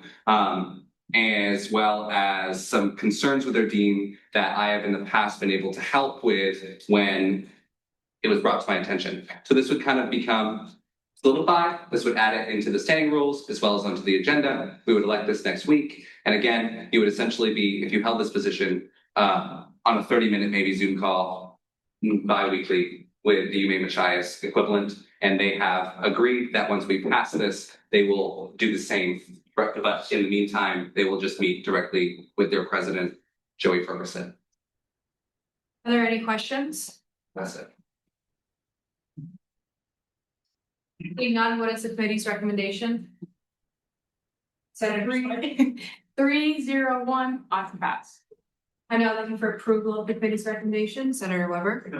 Recommendation. Second. Hearing a second, we'll now enter discussion. Senator Sparks. Two things. One, the abstaining, that person was not in the room at the time. Two, there was a stipulation that this was sent. Oh, never mind, wrong one. Yep. Any other points for discussion? Debate? VP Bowman. Are there any senators that are interested in this position? Does that answer your question? Yes. Any other point for debate? VP Fang. I have a question, that's all right. Yes. Will this become a 1-point position? It's a liaison position. Any other points for debate? President Tripp? No. Any more? Seeing none, all those in favor? All those opposed? All abstaining? Seeing a clear majority in the affirmative, that passes.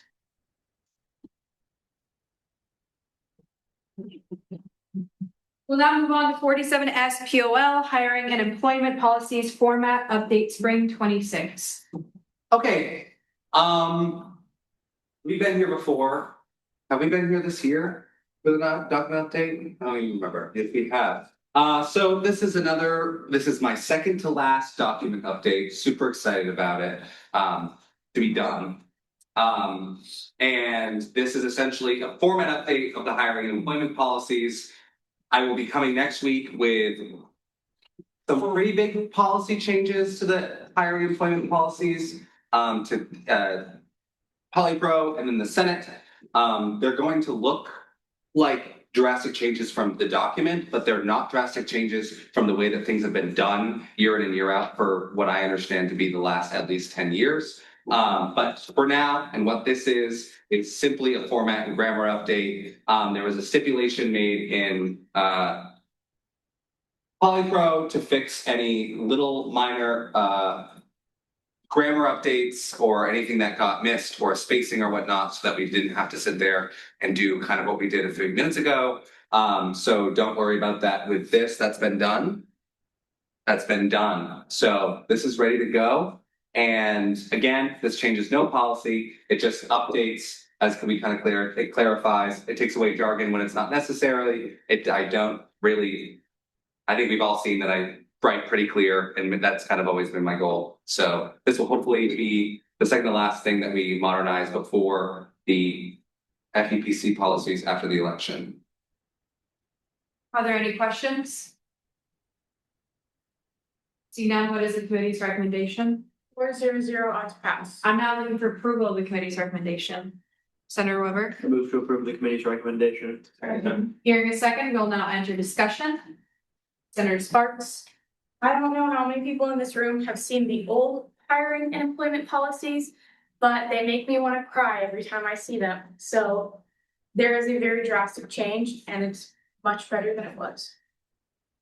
any other points for discussion? VP Fang, Point of privilege, just to nip this in the bud in the beginning of the semester before we inevitably have a lot more policies come through. If you guys are going through this later throughout the week or semester, or for any policies that come in front of Senate, any typos or just missing punctuation marks that do not change the content and are just formatting mistakes, according to Attorney Omar, can just be fixed if you communicate that to the president or the chair of Polypro, and we don't have to make a million amendments to add a comma in or fix a typo. any other points for debate? Seeing none, all those in favor? All those opposed, all abstaining, seeing a clear majority in the affirmative, that passes.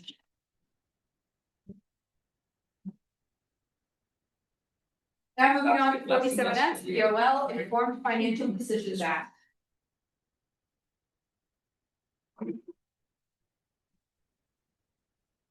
What about the third one? Okay, so this is the act that I wrote last week to fix the thing that I said it would fix earlier, which is we now have, if you scroll to the bottom. Okay, right there. The agenda will now look like this. There will now be VPFA, traditional report above, consent agenda, and funding requests, so that way we don't have to do whatever we did today, suspension of the rules. And I also think it makes sense because it will separate the two. We kind of have a more extensive traditional report now with the visuals and whatnot, which I think is good. So I think it's a natural change as well with the way that we've moved the agenda. And that's all this does. Oh, but while I'm here, we were having a bunch of conversations about the 5-minute recess. So like, think about that.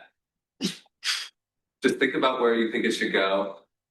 Today we had a pretty, like what I would call a traditional meeting. And I feel like 5-minute recess landed right where it needed to. There was concerns that when we like rearranged things, that it pushed it out of the way. But I also think that the 5-minute recess has always kind of been random anyway, because it really does depend on all things, whether it be length of reports and whatnot. And something I want to point out is that senators at any time can make a motion to have a 5-minute recess. And we even had a conversation about it being like a floating 5-minute recess, because that almost makes more sense when we don't have a predictable agenda. That's it. Just wanted to be on your mind. Any questions? Seeing none, what is the committee's recommendation? 400 on to pass. I'm now looking for approval of the committee's recommendation. Senator St. Pierre. I move to approve the committee's recommendation. Hearing a second, we'll now enter discussion. Seeing none, debate. Senator Oakfield. This is more of a question, I guess. Have we put any, since we're like changing the agenda somehow, just maybe another thing for us to think about with the 5-minute recess is the guest speaker now has to wait to give their presentation after the consent agenda and funding requests. I know quite often our guest speaker is frankly on a time crunch. Have we thought about moving that to be like the first thing that happens after like senator appointments and resignations? No, like we haven't thought about it, but it's a good point. That's something to think about. Senator Sparks. That is definitely something that we can write up if anybody's interested. It was not brought up at the meeting, just this one. Thank you. It's like an emergency fix. Yeah. I can attest, having hosted many of the guest speakers that they wish that they could talk sooner. So. We just changed this. Huh? Who said that? We just changed this. other folks that have come in the past to be the guest speakers that we've asked to come in when the presidents come in or whatever. Typically wait until we do a lot of things. It's not a terrible thing to get them in and I out. guess speaker has always been one of the first things we do until we haven't had a guest speaker in this setup. So sooner would be to do it before like the landing acknowledgement. Yeah, if that's what you're talking about. Or like before club presentations. Yeah. Club maintenance, club presentations. Oh, so even sooner than I used to. Yeah. Yeah. Oh.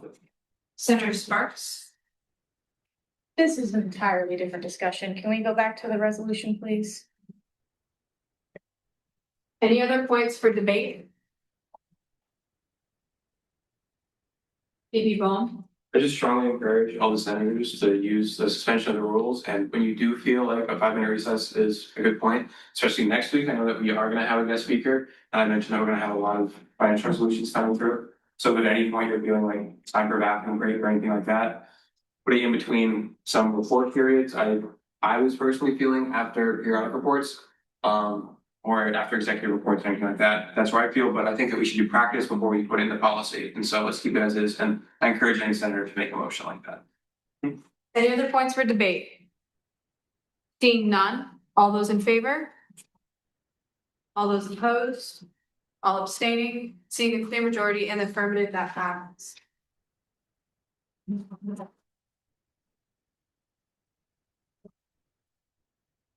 Moving on to 47S, POL, reinstate special committees.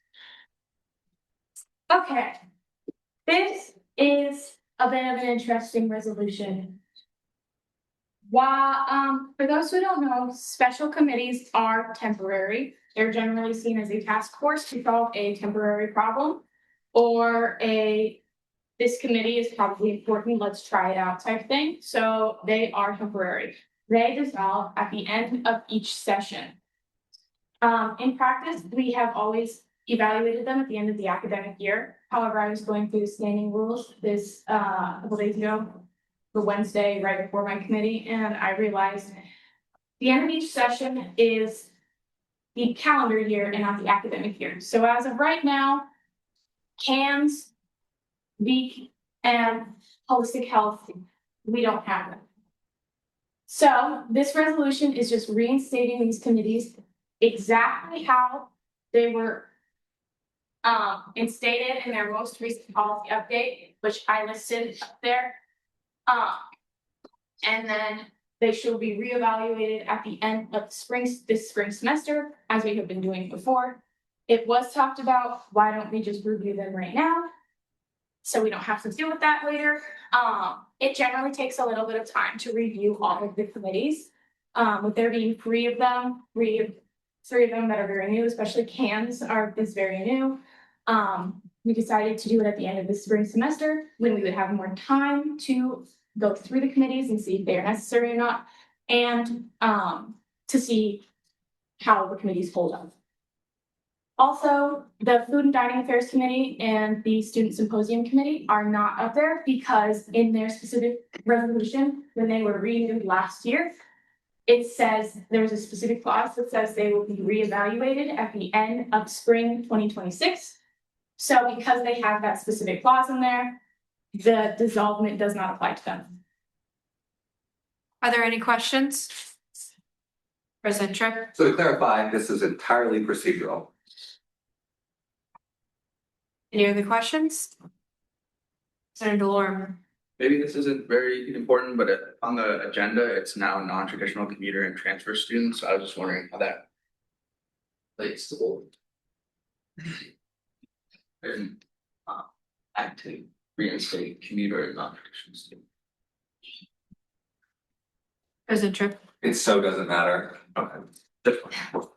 Also, it's the original resolution of the CANS Act was titled CANS Revitalization Act.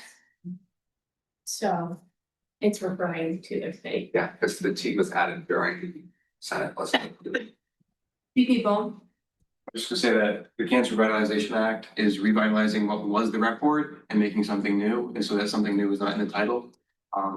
And it's just the reason why it's not listed. Are there any other questions? Seeing none, what is the committee's recommendation? 4-0-0 off to pass. I'm looking for approval of committee's recommendation. Senator Weber. Move to approve the committee's recommendation. Second. Hearing a second, we'll now enter discussion. Seeing none, debate. Seeing none, all those in favor? All opposed? All abstaining? Seeing a clear majority in the affirmative, that passes.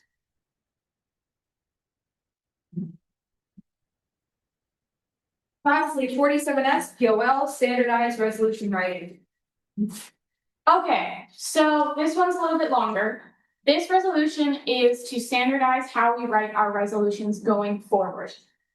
So going through old committee or old resolution documents from the PolyPro archive, everyone writes their resolution differently, and it's very, very difficult to figure out what the resolution is trying to do when that person no longer sits on Senate or is part of student government, and we cannot ask them. So this led to the executive administrator and DPSL Fang and I to dig through minutes to find reasonings for things, to figure out what this resolution is actually supposed to do. So this resolution, the one in front of you, is to create a format that is clear to all those reading it.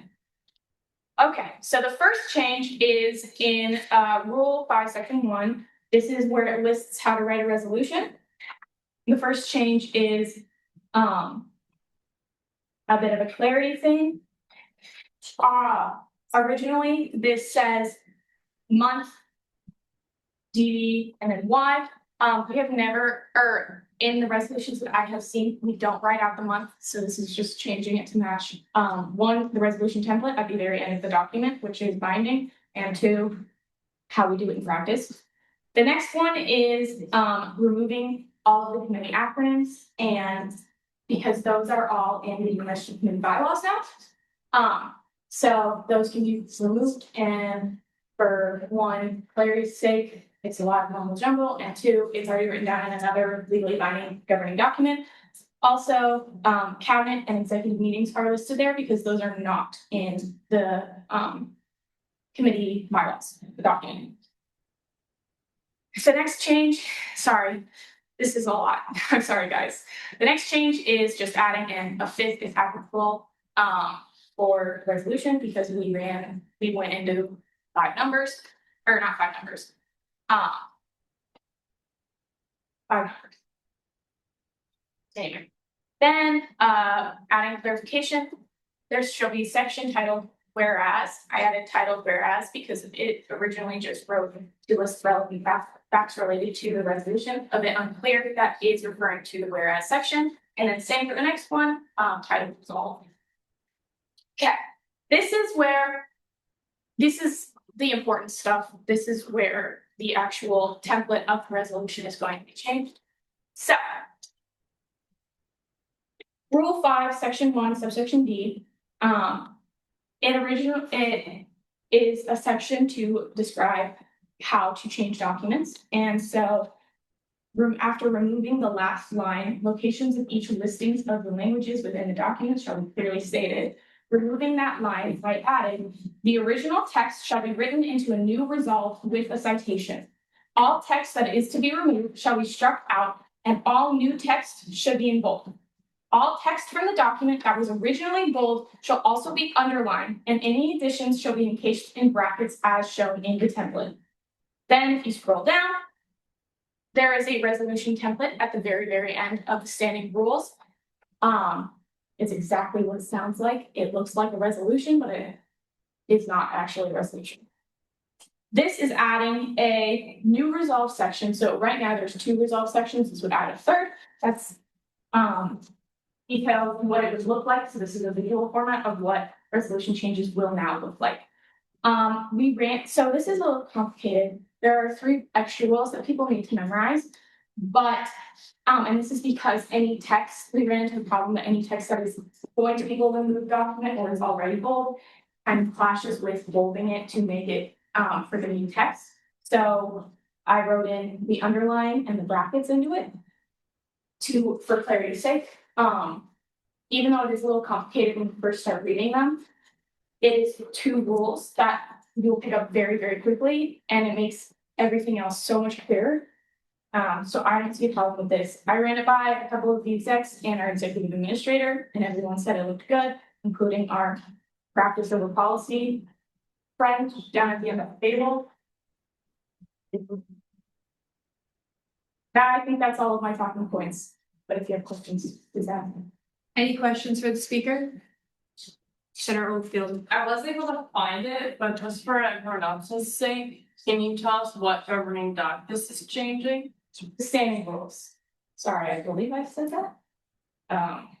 It does actually say that. Yeah. Any other questions for the speaker?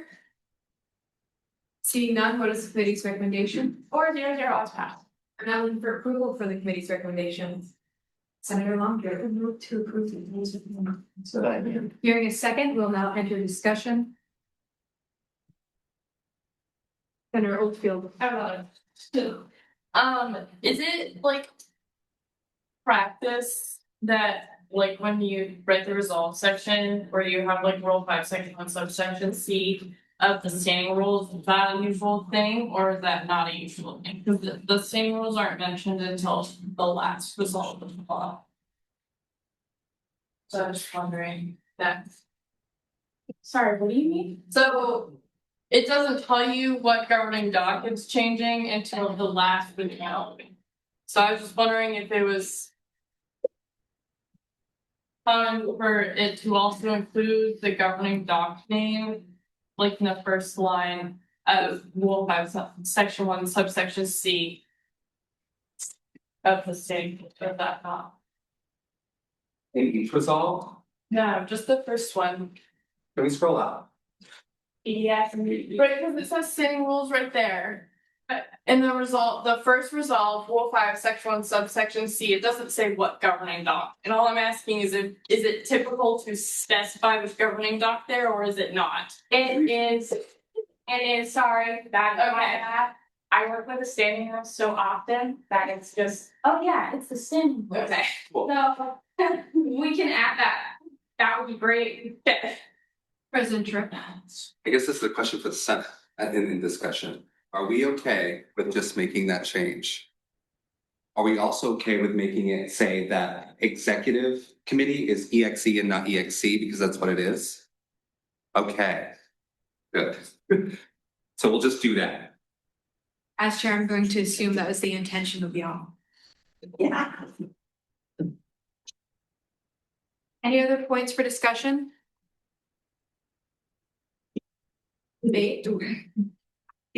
I am very confused as to what the seventh part right there, that makes no sense. And so if we could potentially fix that right now, that would be perfect. The third, fourth, and fifth, very confusing as to what it's referring to. It is obviously referring to the numbers right after the 3 letters. So if we could just indicate that, but also that implies that the Senate isn't going to go to like a 100th Senate or whatever. So that means that that number, that would be the third number, would not refer like to what it's trying to refer to. So that is just terrible policy. There I am. The fifth number that's referred to is the resolution number. Last session, we did end up going into the hundreds in the amount of resolutions that we passed. And so that's just saying that once we hit 100, that we have to include a fifth. It's not mentioning the Senate meeting. We will never hit 1,000 resolutions a year. No, but that's what it is saying is that what it is saying that is that because it's implying that the first 2 number are like the 47S. That means that if we ever go to like 100S, that this would be irrelevant. I know, but it still reads poorly, and we should fix this. So that will come into effect in 53 years. I feel we can leave that for the Senate that comes after us in 53 years. I'll probably be at the meeting. Does VP Lehman have an example of a motion that you'd like the senator to make? Also, this language was not written by Senator Sparks. This is the existing language. No, but adding the fair beat, That can be a separate resolution. I don't feel it applies to this. Are there any other points for debate? VP Ball. The number section after committee acronym shall reference the number of resolutions which have been passed thus far in the session. That's the wording that I would recommend that we put in there instead. Does the senator want to make a motion? Senator Weber. Are we able to do this in the same way that the previous things were done? And if we agree as a Senate to do that? Going to say no on that one because we previously edited things that were already edited. This is creating a new edit in the original rules. So I would prefer it to be a motion. Senator Weber. I make a motion to change the wording to what BPFA Bohm suggested. Do I hear a second? Second. Hearing a second, we'll now enter discussion on the amendment. You'd be saying. Will VP Bohm read such relevant lines, just so it's paragraph would look like? Where it says third, fourth, and fifth if applicable, digits, it should now read the number space after the committee acronym. Are the number of resolutions which have been passed thus far in the session is all. Any other points for discussion on the amendment? Presented in nothing. I would say the same word. debate. Seeing none, all those in favor of the amendment? All those opposed? All abstaining? Seeing a clear majority in the affirmative, that passed.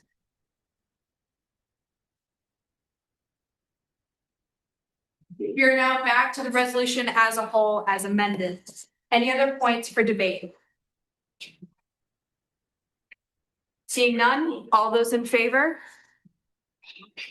All opposed? All abstaining? Seeing a clear majority in the affirmative, that passes as amended.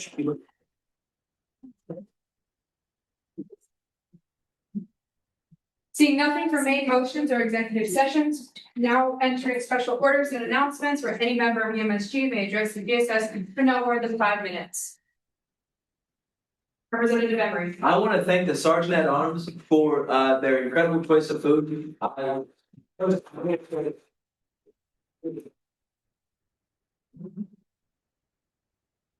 Senator Sparks. Sorry, I know we've heard me talk a lot tonight, but I would like to say this just as food for thought for going forward. Last Senate, when we passed the consent agenda without having very many of the logistics of the voting is difficult because although the EDC senators and the senators who are closing executives can go in and ask what those logistics are, what the rules would be. Most of the Senate did not know those at the time that it was passed. So just going forward, I would like to see the Senate ask more about the things that we are passing and where our money is going to, instead of having faith in EDC. Not that I think we should not have faith in EDC. However, we are all decision makers. The EDC senators are not the only decision makers in the Senate. So just going forward, I would like to see a little bit more. I know meetings going long sucks, but it is actually what we're here to do. Yeah. Any other special orders and announcements? Senator Cowan. This is only really relevant if the career fair still happens tomorrow, and if there's a snow day. But in case you or any of your friends were concerned, the Center for Border Patrol will not be present at the career fair. They will no longer be tabling. That is their choice of the career fair. And I just wanted to let you guys know, to let your friends know, let people know that they might feel a little bit more safer and comfortable participating in the career fair. Any more announcements? President Trick. Okay, I have two. First of all, remember, cabinet is on Google Meet and it's at 8, right? That's what we originally did, and it wasn't 8:30. Okay, it's 8 o'clock. Great. My next thing, and I wanted to bring this up, and I was supposed to do this in my report, but I didn't, and then I'll have you. Actually, I guess the third thing. We used to have 4-hour Senate meetings every week. So we are doing really well, and just kind of put that into perspective. The other thing is the concert is coming up. The concert this year is a really big deal. We have 2,000 seats that we absolutely need to fill. And that is going to be an all hands on deck project. This is not going to be just kind of us talking about this. I need all of you that are representative boards. I need all of you that are in clubs and orgs. I need all of you who I know have plenty of friends to be talking about this and pushing this as much as you can. We have all eyes on us right now. I believe that these concerts are worth it. I believe that the money that we put in this is worth it. I believe that the activity fee is absolutely, or the raise was absolutely worth it. We're going to be seeing 8 resolutions next week. I think that we're quickly going to realize how fast this money actually does move in the spring. I know that we've been kind of stagnant this past semester, but please push funding and please, please, please push the concert as much as you can. We're going to be doing a bunch of fun marketing that you're going to be able to send your friends to, and I highly encourage you to get involved in this concert. This is the biggest concert that we have had in 4 years, 5 years, since Jack Harlow. That's a big deal. We're leading that, this Senate, right now. So keep that in mind, and I guess have a good semester. I don't know how to add that. Any other announcements? DP Fang. Please go donate blood tomorrow if you are a new senator, and I will reach out to you for an onboarding soon. If you need to be in the Senate space and you are a senator, reach out to me. If you're a rep and need to be in the Senate space, reach out to VPSO Thompson. I think that was it. Thank you. Any more? Senator Cynthia.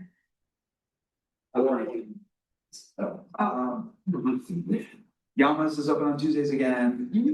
With $10 pasta? What? Do they have $10 pasta still? We can find out. Starts. John was after Senate tonight. Find a ride. Maybe bone. I think it would be fun if we could hear a traditional report from the polypro chair, similar to my traditional report, where they just list how many commas they've changed or spaces they've removed. And so feel free to look over every week. So feel free to look over all the standing rules and find all the grammatical errors that you can and send them to Senator Sparks. We have a leaderboard for. Hi, all right. VP Thompson. How sure are we about that? Because Google still says Yamas is closed today. Right? I go. Check for all other day. I said it was so fun to say. Has anyone called Yamas? Let's do this after meeting. Any other announcements? Seeing none, will the clerk please call the roll? President Tripp, Here. VP Schomerdijk, Here. VP Ballum, Here. VP Lehman, VP Totham, VP Van, here, Director McGuire, here, Director Erica, here, Commissioner Sackett, Here. Advisor Sedilko. Senator Schultz, Here. Senator Lawrence, Here. Senator St. Lawrence, Here. Senator Cowan, Here. Senator Santinello, Here. Senator Dana, Here. Senator Ricker, Senator Goodspeed, Josh. Senator Zura, I was. Senator Ballat, Here. Senator Van Beek, Excuse. Senator Madrid, Here. Senator Oldfield, Here. Senator Sutker, Here. Senator Rivera, Here. Senator Weber, Here. Senator Seward, Here. Senator Rideout, Here. Senator Soper, Here. Senator Collmore, Here. Senator Sparks, Here. Senator Crowley, Here. Senator Whitehead, Here. Senator Levesque, Here. Representative Pellet, Here. Representative Runner, Here. Representative Knapp, Here. Representative Krasinski, Here. Representative Fancock, Here. Representative Emery, Representative Gamble, Here. Representative Abetz, Representative Tremblay, Here. Representative Ferrego Dump. Here.